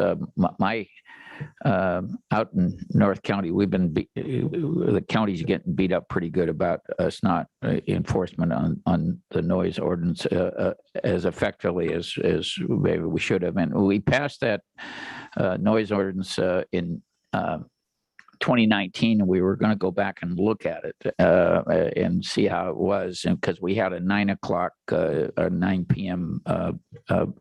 phase in it. And so I do think it's time we look at that and see if there's a different thing. And some of the people that are very active at that have submitted what they're doing in some other jurisdictions, including doing an administrative citation that's maybe more effective enforcement. And I'm also want us to look at to see what other tools we might have for enforcement. I know the city of Salinas is using drones to do enforcement. And we have talked to code enforcement about the ability to have a code enforcement person on duty on the weekends when most of these occur. And I know, I guess the topper for me was Saturday morning, I was on the way to a funeral at 11 o'clock, and I saw a big tent put up with usually the things, and we called in, and they were out there and told the people they were illegal, but they still went and had their party. When I came home at 10:30 at night, there was a loud party going on that was. So I do think that is something that we ought to take another look at and see if we can give some additional tools for enforcement. Beyond that, I know we're going to adjourn the board in memory of Carlos Ramos and Alfred Diaz-Fonte, but we lost some other people recently. I went to 2 funerals on Saturday, one which we had the service or the after service up at Rancho Cielo, but I learned that the Honorable Lady Betty Kadori passed away in June, the wife of Sir Michael Kadori, and she was a grand lady. She was up at the ranch when we had all their cars up there. Just a beautiful grand lady. So sorry to hear that. But we also lost Jenny Steinbach. She was her maiden name was Pomo, a local family here, the Pomos, and the Steinbachs were all from Salinas, born and raised in Salinas, and they raised their family here. And they were married for 56 years and raised two daughters and grandchildren who were very prominent in the community. And also my former clerk, Carmen Rodriguez, who everybody called her Judge Carmen because she ran the court. Her husband, Carlos Rodriguez, passed away. He was 83 years old and still working. In May, before he was taken sick, he was still working at 83. And they mentioned in his service that my comment was he was the hardest working man I've seen. He was from Puerto Rico, was in the service here, and that's where he married Carmen. He was with Firestone and the KSBW as a mechanic. And then he was with Monterey Mushroom, where he worked for his son for 41 years. And he taught me everything I knew about mechanics. He bailed me out of a lot of the problems I had. So he was a good man. He'll join Carmen on the other side. So thank you, Madam Chair. Thank you. District 3, Supervisor Lopez. Thank you, Madam Chair. First, just wanted to share, I know we spoke a little bit about it earlier, but we were able to do a great tour of the dams and the facilities and point out their upgrades to some of our key state legislators. And I think that deserves to be applauded. Thank you to Brent Buki and his team for presenting good, clear, concise data on that trip. I also want to congratulate Monterey County Health Department, TAMC, and the City of Soledad, as well as all their partners, for a great cyclovia that took place this weekend in Soledad. It was a great community event, great turnout, and we look forward to doing more of those in South County, especially with the community art component. Having that out in the public space down on the ground is really cool to see. So glad we were able to have that happen this weekend here in South County. I also want to share, I know I had the opportunity after our retreat last week to have a few colleagues come by and check out our new office in Greenfield. One of the highlights is, as Supervisor Adams and Askew, as well as Les and Charles saw, is, we have a space here that creates opportunity, and one of those is veteran services will now be here one Friday out of the month. And we had a good turnout last week here in Greenfield and look forward to continuing to provide that space for that to happen. And so encourage folks who might be needing access to their veteran services advocates through the county to schedule their appointment for here in Greenfield. Just a great opportunity. So I'm excited about that. Wanted to share that last week at RCRC, we did create a new authority, which is going to come forward to this board for approval. It's a new JPA called Golden State Connect to help kind of shepherd through some of these broadband projects statewide.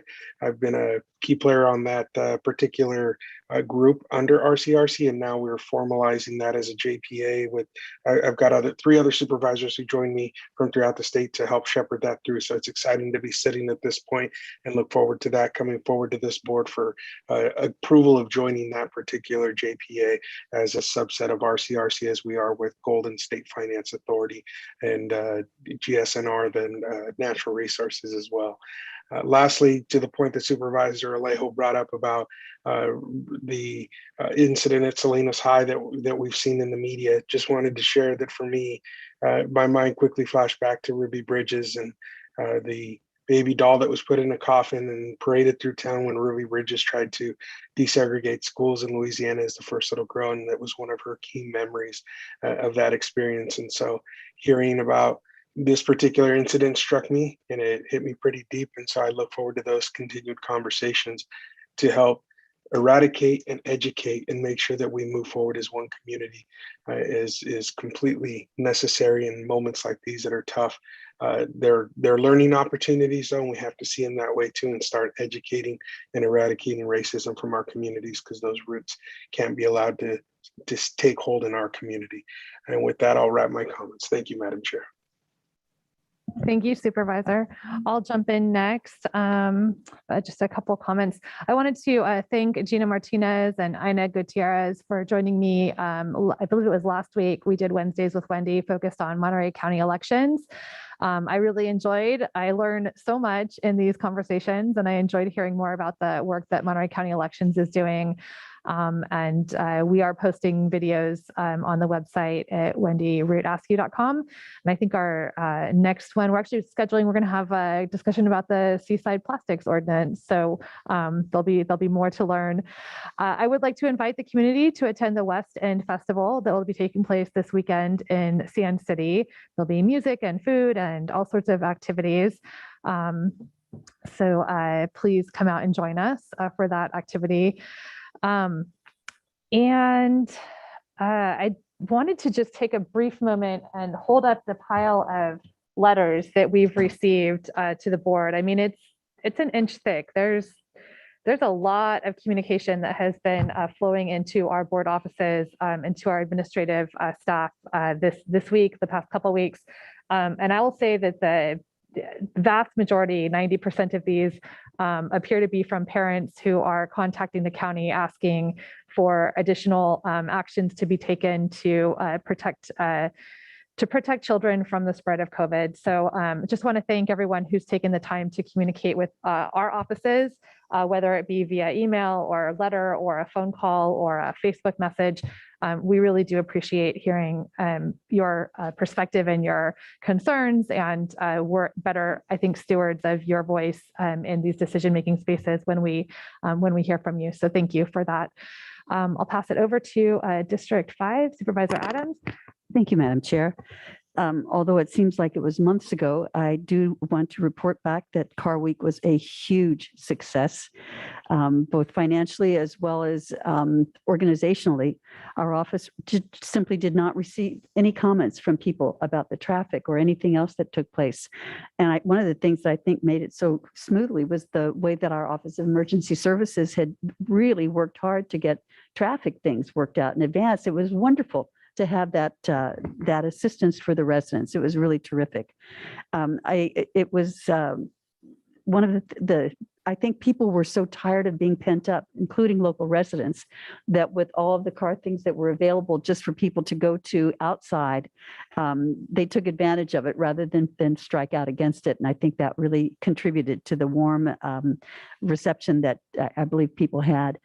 We had a lot of success out at Laguna Seca with the races that we had out there. It was fun to go out and take a look at some of the things that were happening.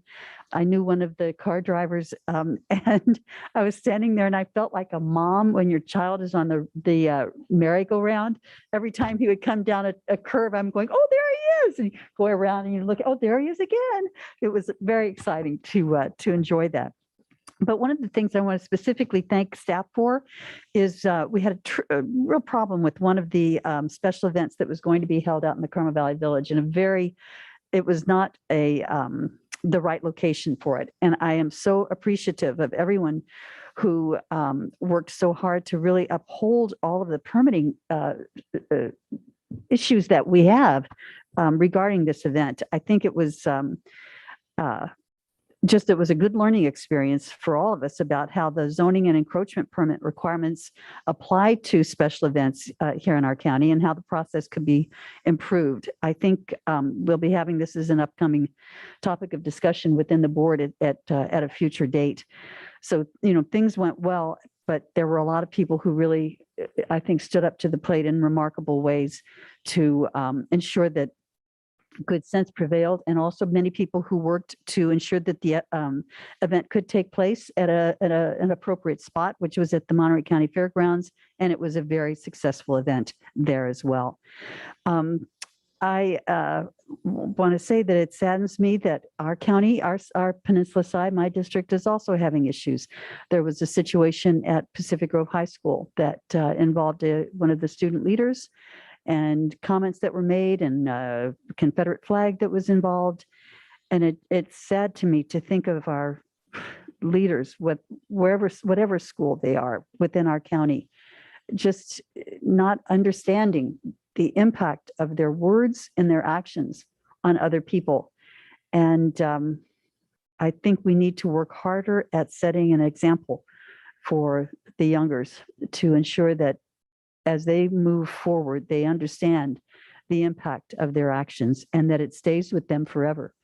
It stays with them forever. And sadly, I think maybe because I'm the second oldest person around here, following up with Supervisor Phillips, I lost a couple of good ones myself. One, it was a very favorite friend, and that was former Judge John Anton, who passed away. Just a really delightful man who always had a twinkle in his eye, and gave so many years of service to Monterey County, both as a private attorney and then, of course, his years on the bench. And then sadly, finally, Bert Saunders, who was a close personal friend, a great local realtor, was involved in so many different community organizations, and leaves a hole in a lot of people's lives. So with that, I'll thank you for your time. And that's it for me. All right, board comments. I think we have to go to the public for any public comment on our board comments to stay following the rules. Is there any board public comment on the board comments today? Please raise your hand. Saying then we'll close public comment on that. We will move on to our adjournments and memory. We do have a few that are listed on the agenda today. Oh, okay. So let's see here. I'm trying to skip ahead. Could we get a report out from closed session, please? Thank you, Honorable Chair, members of the board. I'm pleased to announce that unanimously the board approved a tentative agreement with Unit L, the Probation Managers Association, for a 3-year MOU. That concludes my report. All right. Well, that was fast. Thank you. And thank you for not letting me miss it. It's important, really important. All right.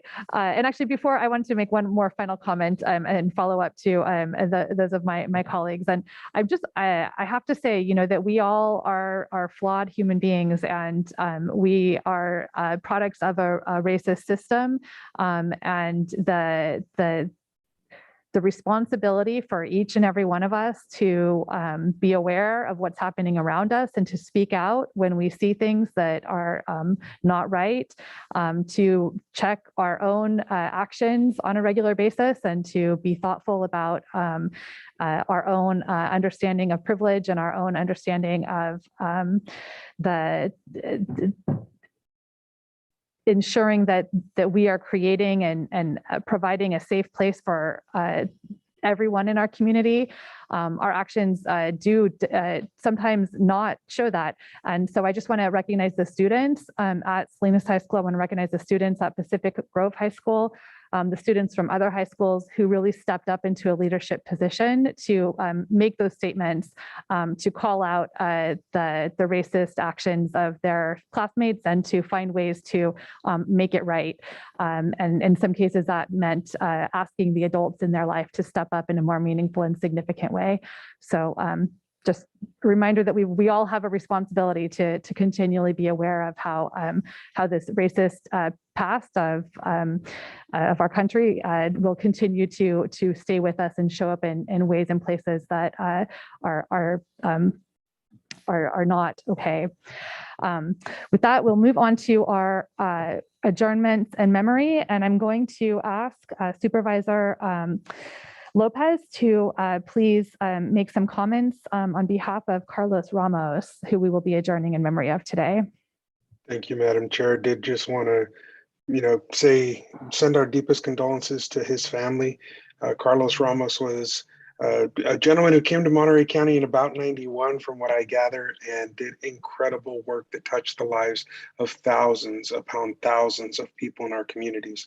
He often worked behind the scenes as a consultant quietly, but he also stepped out in front in his leadership role at LULAC. And we saw him stand up for communities throughout Monterey County on both sides, even though he was a resident of District 5. I believe he was a Carmel resident, Mary. He really showed up in tough moments to help lead tough conversations, like during the incidents in King City with the towing scandal that we can all remember that happened not long ago. He helped shepherd the healing of community there. Even though they were tough conversations, he spoke up. And Carlos did incredible work even during the pandemic, quietly behind the scenes with Clínica de Salud, and we know what an impact they made for us during this pandemic. He helped put together, meeting sessions as well as learning opportunities for community members, and all this stuff he did quietly, somebody behind the scenes that wasn't looking for the accolades, but was willing to do the tough work. And we lost Carlos suddenly, and the entire community continues to mourn the loss. We think about him, and for me personally, I can share that he was one of those people who would communicate early and often. He would reach out to me and share, this is what I'm hearing, this is what I'm seeing, and we would do that over a cup of coffee at the Starbucks on John Street. That was our location. We'd just meet up there in the morning and have a great conversation. And as we left, every time he'd put his hand on my shoulder and say, grounding me and reminding me where it all started, and say, please give your best to my parents, or give your best to your parents. I know that they do a lot for the community. And he'd always bring me back to that point and tell me how he met my dad when he was selling media way back in the early 90s down in King City. But he would always make sure to stop and ground me in the human aspects of who we are and the work that we do. And so as we mourn the loss of Carlos, and his contributions to our community will never be forgotten, we just want to send our deepest condolences to his family. We know that the loss was sudden, and it will be felt for a long time here in Monterey County. And we will continue to keep and lift his family up in our prayers. Thank you, Madam Chair. Thank you. And I would like to make some comments for our adjournment in memory of Jan Nippers Black. Jan was a beloved professor at Monterey Institute of International Studies. She was a widely respected Latin American scholar and faculty member, and was beloved by many, many generations of Middlebury Institute students. Jan was a colorful figure whose sharp mind and tenacity made her a formidable force as a scholar and a human rights activist. Her infectious passion for teaching, music, and witty conversation earned her friends all over the world. She was one of the nation's first Peace Corps volunteers in 1961, and was just a force in Monterey County for many years. She will be missed by many, and those who knew her, I believe, were all better off for it. So our condolences to her family and to her extended family of friends in this community who will be grieving not having her energy and her passion and her presence with us. So my love and condolences to all of those who loved and knew Dr. Nippers Black. And I would like to ask Supervisor Alejo to make some comments for us as we adjourn in memory of Alfred Diaz-Infante. Thank you, Madam Chair, and I certainly want to express my condolences to the family of Carlos Ramos and Jan Black. I knew them both, and certainly people I respected and who did a lot throughout their entire lives, contributing to make Monterey County a better place to live. But today it is with a heavy heart and great sadness that we also adjourn in memory of Alfred Diaz-Infante, a dedicated community leader, our greatest affordable housing champion, and a loving father and husband who served as president and chief executive officer of the nonprofit housing developer, Community Housing Improvement Systems and Planning Association, otherwise known to everybody here locally as CHISPA. And he did that for more than 2 decades. At the age of 60, he passed away on August 9th after being involved in a single car accident on Davis Road here in Salinas. He was a graduate of Hartnell College who went on to earn his bachelor's degrees from California State University, Sacramento, and his master's in business administration from UC Berkeley. Alfred served as a Hartnell College Foundation board member for 10 years, and then as its president from 2011 and 15, earning an outstanding leadership award from the foundation as well. He was Salinas by his Mexican farm worker parents who first came to the Salinas Valley in 1961. And from an early age, he dedicated his life to building up his hometown, improving the lives of our local families. But through his work with Chispa, he developed more than 2,000 housing units in the region, but also served as an outspoken advocate for affordable housing and economic development for our local communities. But he was a humble and soft-spoken man. Alfred was an intent listener who could make people of all ages and experiences feel valued for their perspectives, someone who always had a kind word to share and who took a genuine interest in the people around him. Alfred was not about a lot of talk, but he was about a lot of action. Alfred previously served on the Monterey County Planning Commission, and he served on a lot of different boards, but some of those were MBEP, the Salinas Valley Healthcare District, Community Foundation for Monterey County, the Big Sur Land Trust, Hartnell College Foundation, and Communities Organized for Relational Power in Action, otherwise known as COPA. He received other awards throughout his career, including being named as a past Salinas Valley Chamber of Commerce Citizen of the Year, and also the California State University Monterey-based Distinguished Fellow Award for Community and Public Service. I had the personal privilege to work with Alfred on the Salinas Soccer Complex, on the Regional Sports Authority, and Alfred was all in because he knew that providing better opportunities, excuse me, for our young people was important so that they could fulfill their greatest potential.